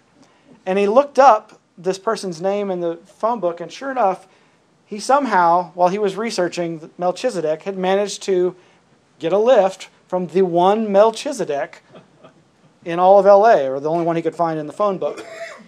Now, Vallee is a computer scientist, so he's used to dealing with information, and he's used to the ideas of information theory. And this led him, this and other experiences, led him to suppose that maybe the nature of reality is like a computer bulletin board, that somehow when we put our intention out there in the universe, that the universe will, per our request, bring us into contact with that information. So in this case, he was asking the universe for information about Melchizedek. Well, he didn't quite know about it until after the fact, but it seemingly had. Perhaps these things are all connected. This Robert Anton Wilson's idea about synchronet and Jacques Vallee's idea about informational bulletin board aspect to the universe. I think there may be in this some clue to the way magic works. Now, sticking with Robert Anton Wilson and rabbits, in his Cosmic Trigger Volume 2, there's this quote that just floored me. The puka takes many forms, but it's most famous when he appears as a giant 6-foot white rabbit, which is the form most Americans know from the play and film Harvey. Whatever form the puka takes, he retains the special ability of his species, which is like that of Thoth in Egyptian legend, Coyote in Native American myth, or Hanuman, the divine monkey in Hindu lore. He can move us from one universe or belief system into another, and he likes to play games with our ideas about reality. Well, to me, that sums up the UFO phenomena, and I think goes to the trickster archetype aspect of the UFO phenomenon. Now, let's move into the realm of dreams.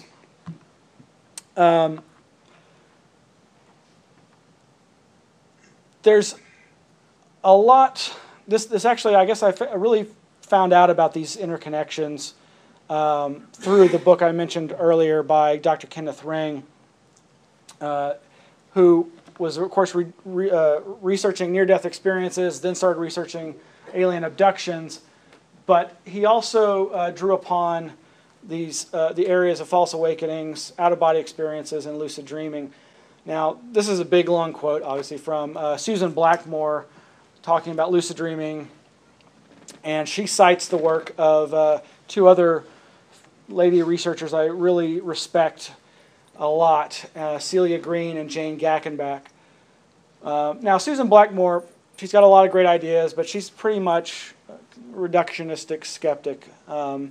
She I think got into the UFOs or got into the paranormal really hoping to find the Holy Grail to prove psychic ability, but she's since become very hardened and disillusioned, you could say.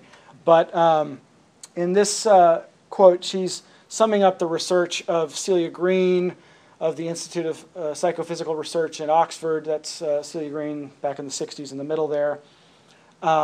She referred to these experiences in lucid dreams and perceptions of apparitions and out-of-body experiences as metachoric experiences.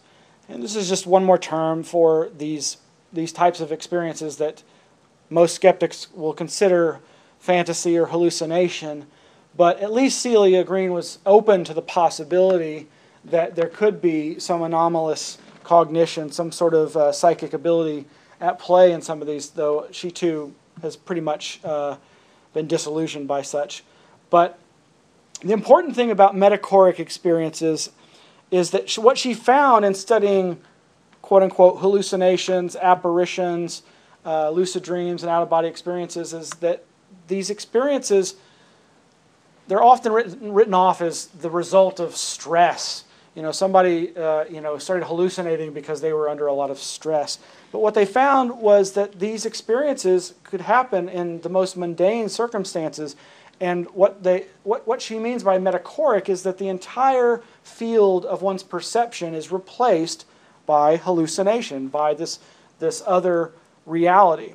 And yet the person can move around and doesn't seem to like fall on the ground and stumble, and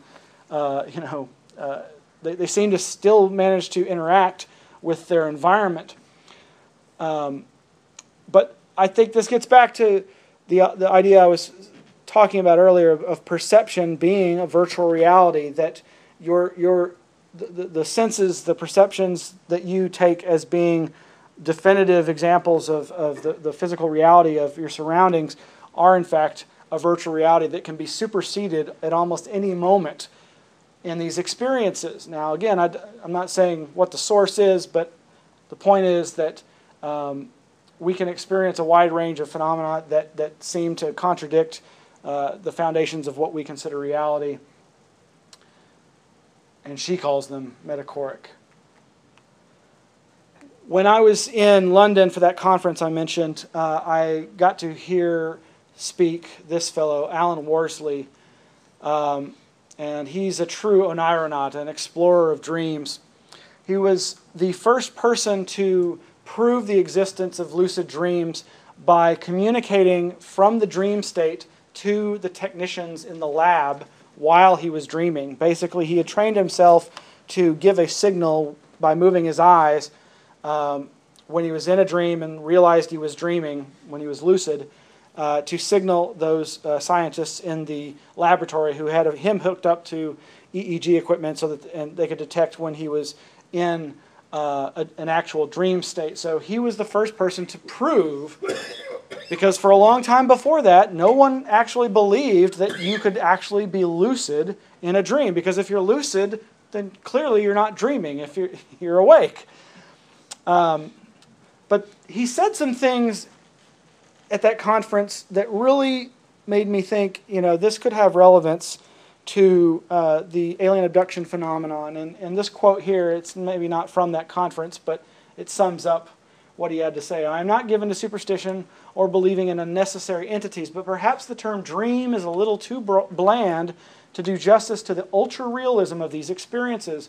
For instance, if one dreams, as I have, in rich tactile and auditory imagery of being examined in the dark by robots or operated upon by small beings whose goodwill and competence may be in doubt, or abused in various ways by life forms not known to terrestrial biology, it can be very difficult to keep still." Now, keeping still is how he enters the state. He's actually trained himself, and this is something that very few people can do. He's trained himself to be able to go, not just become lucid in the dream state, but to go into the dream state and retain his lucidity from the waking state. And he does that apparently by lying still for like 2 hours or more at a time before he finally gets into that state. I've corresponded with one other person who claims to be able to do that. But he goes on to say, "I suspect that many UFO abduction experiences as well as out-of-body experiences are examples of the same kind of thing." Now, again, Jacques Vallee published a seminal book back in the 70s called Invisible College, what scientists have discovered about the UFO influence on the human race. Well, what I didn't realize was apparently that book was also published under the title UFOs, the Psychic Solution.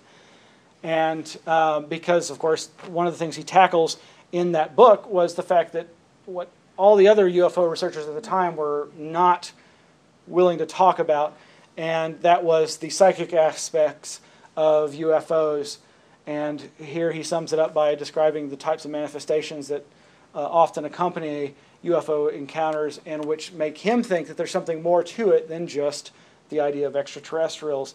Heightened awareness of synchronicities, paranormal sounds and lights, and occasionally absurd coincidences similar to those described in poltergeist literature. In fact, a lot of UFO experiencers and encounter witnesses go on to start having psychic experiences. And experiencing sometimes poltergeist-like phenomenon. Now, the specifics of the parapsychology sciences that I think really do the most justice to the UFO phenomena are found in this book, and it's amazing. This book, if you've never seen it, It's massive. It's a huge, really thick book. It's basically the proceedings of this conference that was held at MIT, Cambridge, Massachusetts, back in the 90s, called Alien Discussions. It's just phenomenal. I mean, you could stun an ox with it. But to my mind, the best thing in it is the shortest article, and it's called The Possible Telepathic Spread of UFO Abduction Stories. It's by Brian Thompson. Now, this article that he puts forth is, like I said, very small, but it packs a punch, and he just goes through all the literature about how hypnosis seems to improve psychic ability. And so he posits, are hypnosis sessions enhancing a telepathic transfer of abduction scenarios from UFO investigators to abductees? Now, he's not dismissing the abduction stories as being, fantasy. He's just pointing out that the parapsychological literature seems to show pretty clearly that hypnosis is a great way of transferring information from one person to another, and that maybe that's not the best tool to use in exploring UFO experiences. Now, I've had a lot of people come to me over the years and ask if they should get hypnotized to explore their UFO experiences, and I would say, hell no. I think hypnosis is a valid tool, but it's also very little understood. And again, I think the data suggests very strongly that it can just as easily cloud the situation as it can elucidate it. And we're running out of time, and I've still got many more slides. But again, going back to Jenny Randall's in England, she says it more clearly than I could. The evidence of psychology is at best split, and I find biased against hypnosis being used as a way to uncover even, say, a 75% truth level. So if we accept that 25% of all abduction testimony is fantasy, then which bits do we use to construct our ongoing theories and worldviews? Especially as these feed back into the collective unconscious and inevitably create false data in the next generation of abductees. Even if some true memory is emerging, and I suspect it is, by the way, the constant overuse of hypnosis is simply diluting the level of truth in the cases that emerge by adding in more and more fantasy. By now, I suspect the data emerging is so contaminated that it is dangerous to make any real assumptions from it. Now, she also used to belong to BUFORA, the British UFO Research Association. They voluntarily enacted a moratorium on the use of hypnosis in the 1980s, and as far as I know, they've not taken that back. They basically stopped using hypnosis for basically the reason she's outlining. All right. Excuse me, Miles. Yeah. I just wondered, you said you have quite a few slides left. I wonder, and I would like to leave some time for questions. Sure. I'm sure there could be quite a few. We might consider doing a part 2 if you were interested in that. It's possible. We hadn't talked about it, but... well, I'd like to leave time for questions and answers. Maybe I'll just kind of go through... It's a good place to break? I suppose it is. It's before I get into the nitty-gritty of my ideas about this, but I'd really, I guess, rather give the opportunity for people to ask questions if they have any. So I would like you to summarize your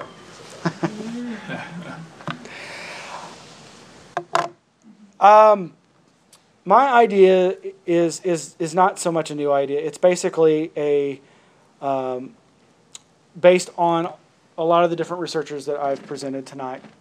And that is that the UFO phenomena represents a transpersonal virtual reality communications channel. That these altered states of consciousness that facilitate anomalous information transfer, that facilitate telepathy, remote viewing, ESP, they allow the potential for not just us to get messages from our own collective unconscious and the archetypes, but to experience the consciousness of other beings and other intelligences. Of course, one of the most common things in the abduction lore and the UFO encounter lore is this experiencing of telepathy with the beings that are perceived. And I think that's highly suggestive that may be the mechanism that's at play here. I basically feel that if you consider that the phenomena has been with us as long as we've been on this planet, then it's really silly to contemplate it as being extraterrestrial. That it seems to have been here as long as we have, so might as well call it terrestrial. In some ways, this gets into the ideas of other researchers like Keel, who called them ultra-terrestrials, and MacTonies, who called them crypto-terrestrials, that perhaps there's another civilization here that's interacting with us through this mechanism. And if I had to I'd say it's like that movie Contact by Carl Sagan, where Jodie Foster's character experiences a very vivid, real experience that of meeting with an extraterrestrial, except that it appears to her in the form of something that she can more easily comprehend.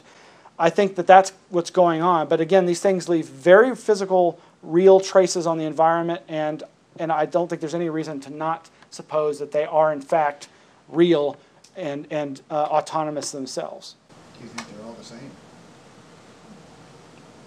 All The same? I mean, are they all the same cause? Isn't there a possibility that some of them come from Mars or whatever? Absolutely. I think that there's the possibility that these are coming from different sources. I'm a certified hypnotist since '94, and I disagree with you 100% that you can use hypnosis to go back into memories and experiences that people suppress. And this would be something that people would suppress. Yes. But I also wanted to ask you if you're familiar with Billy Meyer. Yes. And I've followed him for the last 20 years, and he just fascinates me, the Pleiadians. And that's where I guess I find most of my interest, is finding other humans out there that have higher intelligence. And there was a period of time when I thought that Billy Meyer's experiences could be real as described by him. For those that aren't familiar, Billy Meyer is a modern contactee like those from the 50s and the 60s who claims contact with humanoid, space brother type extraterrestrials, interdimensionals. And personally, while I entertain possible explanations for what I perceived as hoax photographs, ultimately I did not find his story very credible. And I would not dismiss hypnosis as a tool outright. I just think that it's been far too relied upon, and I don't think it's been. I don't think that the parapsychological data has been taken into consideration when using it as a tool. That you kind of said what I was going to ask about, because as you were talking about contaminated data from hypnosis, to me it sounded like you were saying in the hypnotic state one can gather information from sources that are not necessarily one's own life. And they are just as real to you as if they came from your own life, because you're perceiving them directly. And that, I think, would be the issue here, is that you're gathering this information from other sources than your own experience. Yeah, the MIT paper that I was referencing by Brian Thompson, one of the things that he says is he shows in the parapsychological literature that there have been people who've used hypnosis as a way of training people to be psychic, and it does seem to strengthen a lot of psychic ability. And so I firmly believe that altered states of consciousness play an integral role in humans' ability to psychically grok information from afar. And so in that sense, it would seem to be a very powerful tool for that potentially. well, I also specialize in past life regressions, and I've done a lot of past life regressions. So you can definitely get into another reality with Yeah. hypnosis. Yes, sir.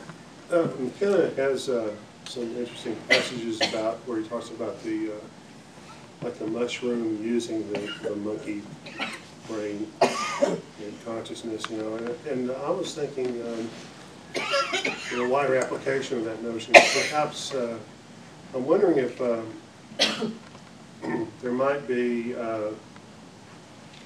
you know, in the world of nature, various fairly mundane,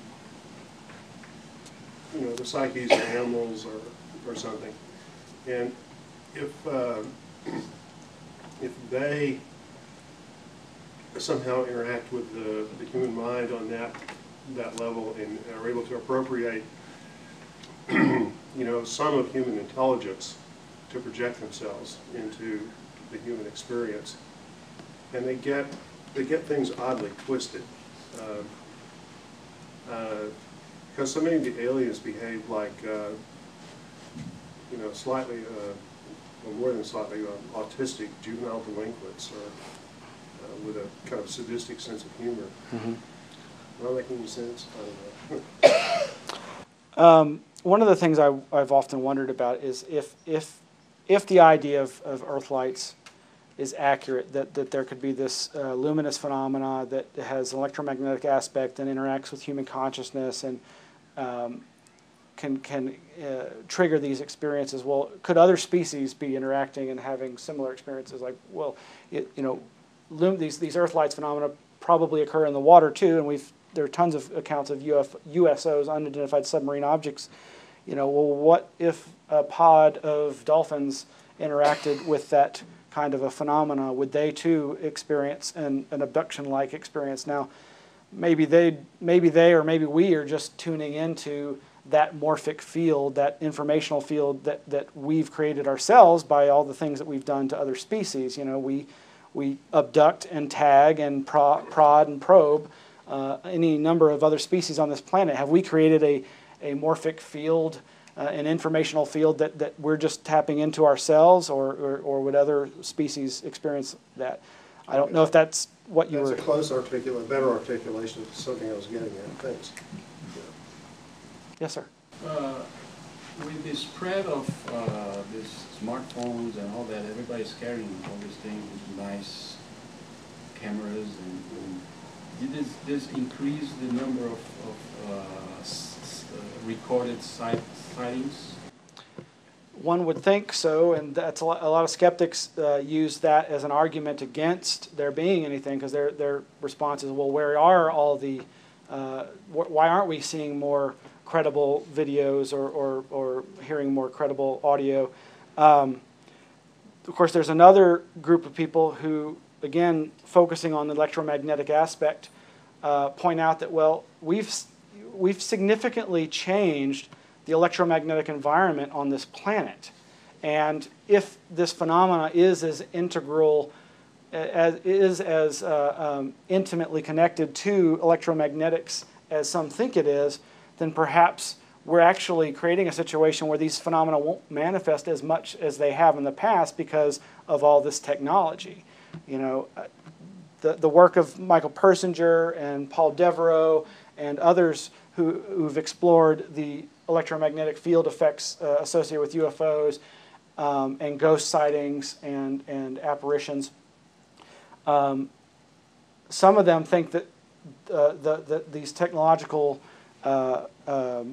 advances are part of that. That in some cases they think that they're actually, in effect, allergic reactions to those electromagnetic fields.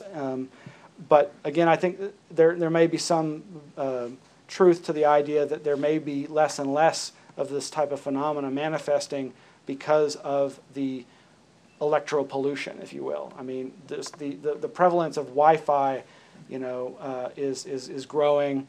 There's all kinds of little-known health effects or little understood health effects, you know, associated with Wi-Fi and cellular phones and that sort of thing. So, but yeah, I would hope that there would be a lot more potential evidence for that. But what I see more and more is just more videos of things that you know, either the video isn't very good or it's clearly hoaxes. You know, I would really like to see some footage that would stymie me, because usually I'm I come away feeling like it's just not very good footage. But you have to admit there is footage that does stymie. Yes, absolutely. Yes, sir. Speaking of footage, you mentioned a whole bunch of different names and stuff at the very beginning, and I don't really know too much about this whole topic, and I didn't bring anything to write with. So is this video going to be like on YouTube or something where I can, do my own research and stuff? I hope so, yeah. Also, I may be able to put the PowerPoint up on the web and with links to all the sources. One of my aims, as I said, was... Be glad if you do that. Sure. One of the aims was to, give those names and those books that then can lead each of you, if you're interested, to explore those things yourself. And so I appreciate you asking for that. And yeah, I was just going to say on that, we might go ahead. We should have a good audio, and I was thinking too, and we're need kind of officially end, but we might be able to go ahead and take some more questions for 10 or 15 minutes if folks do have them. But I did want to, in case folks have to leave, I wanted to thank Miles for an extremely fascinating and wide-ranging presentation. It's amazing to me. And I was just thinking, I need to listen to this about 2 or 3 more times to soak it all in. There's so much information. So we'll probably get the audio up, and hopefully, along with the PowerPoint, on the INACS website, on Miles' website, and maybe YouTube as well.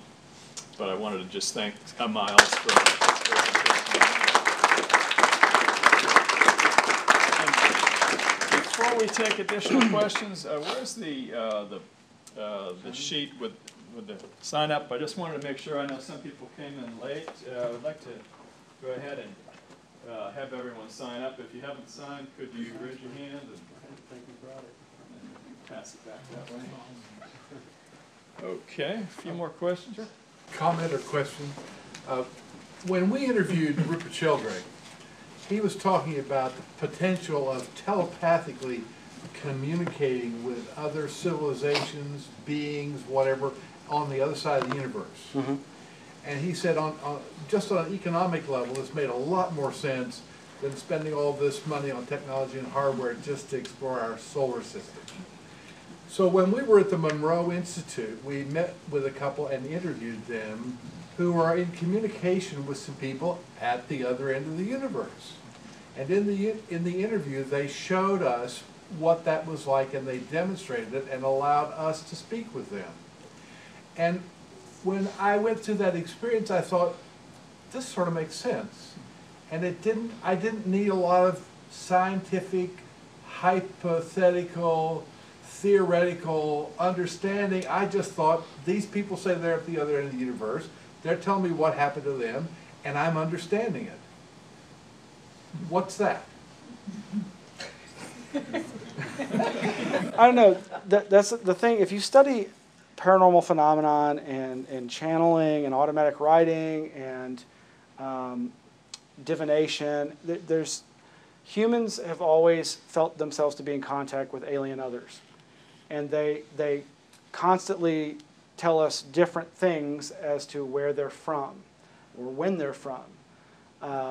So I take those kinds of things with a grain of salt because, how do you prove it? It may resonate with you and you may feel that it's the truth, and that's good enough for most people, and I'm not here to tell you otherwise. And it's, Rupert Sheldrake's actually where I was going with this, because I think there's a lot in his ideas about the hypothesis of formative causation and morphogenetic fields that go towards the potential for a communications channel that is beyond this idea of SETI, using radio waves. And again, Jacques Vallee and Jenny Randles, they've all basically said the same thing, that there seems to be within the parapsychological data the mechanism for communication with other consciousnesses and intelligences anywhere or any when. And that's what remote viewing and all these other psychic phenomena really do seem to imply and show. So my belief system breaks down though when somebody actually says that they're in communication with Venusians or people at the other end of the universe. I can't prove it's not true, And certainly that's what got me interested in all these things, was the desire and the hope to meet some sort of extraterrestrials, having grown up on Star Trek and Star Wars, you know. But it's like, I don't know if I'll believe it until I'm able to sit down and have a drink with Greedo, you know. And I won't shoot him, I promise. But I'm looking forward to hearing more about what Sheldrick had to say about that, because I think he, of all people, might be one to have some new ideas on that. A follow-up question. What is consciousness? Yeah, there's a good question. Yeah, I don't know. Answer that one and pick up your prize in Stockholm. Yeah, I think it's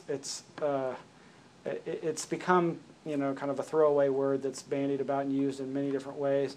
And I recently was hearing someone describe it in two ways that I thought seemed apropos, and that's that there's the idea that consciousness is all that there is, but then our own everyday experiencing of it is self-awareness. And those two things right there are vastly different, but they're the same word.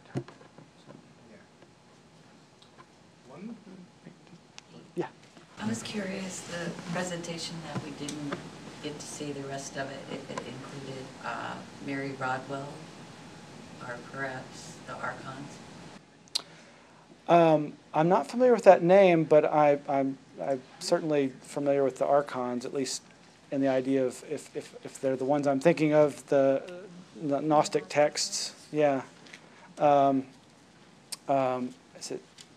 I was recently revisiting John Lash. Yeah, his ideas about the Dead Sea Scrolls and their relevance to understanding, right, the Nag Hammadi scrolls, and that's an area that I guess I first came into contact with the science fiction writer Philip K. Dick. But yeah, there's the Gnostic ideas about contact with others is very interesting. But what was the other name you mentioned? Mary Rodwell. Rodwell. And you would like, she's gone already, but she started out as a hypnotist, but she went into the UFO field, and I think she's British, but she has an excellent video, and I can't remember, I don't think it's on YouTube, it's on another one of her channels, but it's a couple of hours long, a lecture that is really excellent, that UFO with shamanism. Great. I'll look into that. Thank you. Yes, Jed. I appreciate you bringing in the hallucinogen, DMT, psilocybin element. I think a lot of people discount at large, maybe not in this room, but discount that element as being sort of something that just messes you up and gets you in a different place, and it's kind of takes away plausibility. And I think it's probably more of a gateway or an opening. In the same vein, if you want an interesting experience, listen to Terence McKenna speak. For more than 10 minutes. Yes. Hypnotic. He's one of the most intelligent people I've ever heard speak, and hyper articulate. And he did that stuff for years and years before he died. Ironically, I think a brain tumor. But he has some really cool spoken word stuff that's hours long. That literally you can talk about packed with information like your lecture. It was just, you can listen to it 20 times and get new stuff out of it. So done it. Still do it. Jan? Yes, I don't know if there's anybody else who was before me, but... Well, there's all kinds of people, but you... I wanted to kind of follow up on, the big question of what is consciousness. I think one aspect that hasn't been mentioned yet is that, consciousness has an aspect of self-awareness, that is, you are aware of the fact that you yourself are somebody who seems to be aware of themselves. But I think that there's also the aspect of awareness that there are other self-aware entities around you in the universe that seem not to be you. In other words, there's that otherness aspect of it that, makes consciousness appear to be universal. And it's interesting in a way that one of the aspects of the UFO phenomenon that you mentioned and that I think is probably one of its most striking properties is its interactiveness, is the fact that it's not just other and we're not just aware of it, but it seems to be aware of our awarenesses. And I'm somewhat reminded of, you know, one of my favorite movies, and you said that you were also a Henson lover, in Labyrinth, when the king of the goblins, you know, in the final confrontation said, "You know, I am so exhausted living up to your expectations." So there's that aspect of interactiveness that I think somehow has to be related to all that, which is, of course, one of the things that consciousness and UFOs seem to have in common. And that is an aspect that comes up in a lot of different researchers' perspectives, that whatever this thing is, whatever these things are, that they need us, and that a lot of the theories that I was getting to suggest that they need us to live. Now, you know, in the more mainstream. Well, yes, but even in the mainstream perspective, there's just the basic idea that they may be using us as a resource or something, that they may be, or the psychic vampire idea that they're somehow feeding off of our fears or our energies. But then there's this other idea that maybe they want us to believe in them, and that they need that in order to exist. One of the ideas behind the Greek gods, they needed people to believe in them. The Greek gods believed they needed people to believe in them in order to exist. Star Trek covered that with Apollo. You had a question too? Well, I was just going to say, after Bob and I said it from an audience member, that I would love to have part 2. Yep. Yeah, it seems like we got plenty of material for it. I don't know how many slides you've got left. I'll have to make more. Shaggy. Yeah, I was wondering about that story that you told of Robert Anton Wilson, where she's coming out to check out the rabbits, and you see like this egg-shaped UFO. Was that during Easter? You know, I believe I tried to pin down what time of year it was, and I don't think I was able to. She couldn't. She couldn't remember. That would have been great. And another thing I just want to say is that you think perhaps when it comes to the collective unconscious mind, or you know, that's being projected, or either archetypally or just, you know, in the Western world in particular, that as the universe basically reverberates in effect what it is that we are to a large extent, do you think that the pathologic nature or the schizophrenic nature of man as we currently see it, by virtue of our technology basically being driven towards, you know, self-destruction and all the various aspects of what we know mainstream society, actually sends out a signal that actually brings various extraterrestrials to take advantage of that particular state of consciousness? In this particular case, I'm thinking of the Greys, but you could probably make any degree of argument that, you know, maybe we're getting exactly what it is that we deserve. No, that's the mass media. That's not the Well, average yeah, person.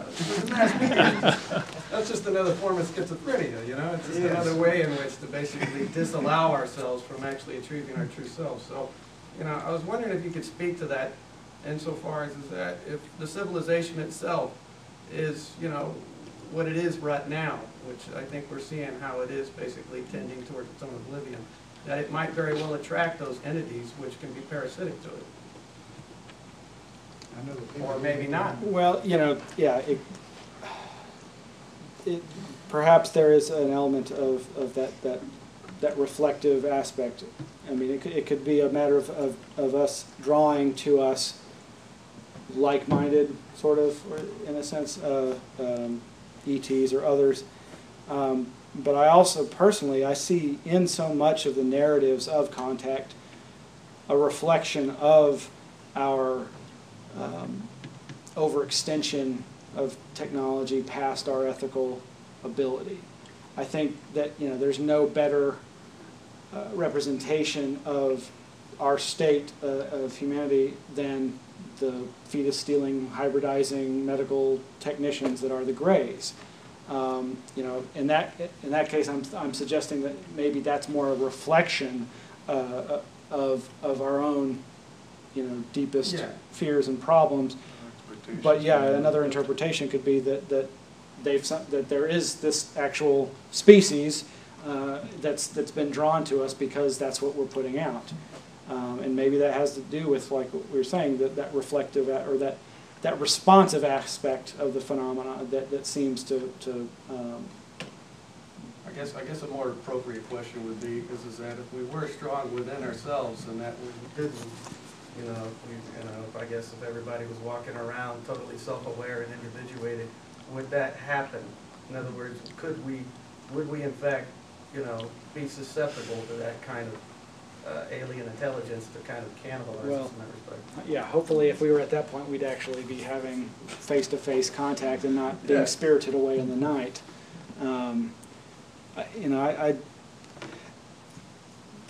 We all, I think, have probably been drawn to those stories of contact with benevolent extraterrestrials because we want that kind of encounter with something that can teach us, to go beyond where we are. But maybe we have to get there before we can meet them. I'm not sure. And just the statement of that possibly all our negative energy manifested through our technology right now. I mean, you can't really compare that then with these cave paintings of the exact same types of grays that we would see 3000 BC. So they didn't have their technology then. Well, what I was going to comment about the Sheldrake guys, and I wish I got their name, but maybe you can give me their name so I can see their video when it's up. WhatItReallyWorks.com. Right. Okay. works, not happened. Yeah, if there's these people who might be channeling entities or spirits or energies from the other side of the universe, you'd have to define universe. Because there's a massive universe just between atoms, so maybe it's the same thing with our own conscious inside of our minds, and where we can go to a complete different universe with elevated or altered states. So it's possible that they are from the other side of the universe. It's just defined universe. Yeah, well, in that sense, distance is irrelevant, whether it's trillions of whatever away, or whether it's right next to you. Physically, it's a different dimension. Right. It doesn't really matter how far it is or how near it is. And that's the thing about the parapsychological data is it doesn't seem the signal for information transfer doesn't seem to be degraded over distance. So, yeah, that's why I think there is the potential for communication with a wide variety of potential intelligences that could be from anywhere or anywhen. Or right under your fingernails. Okay. Well, thank you all. Yeah, thanks everyone for coming.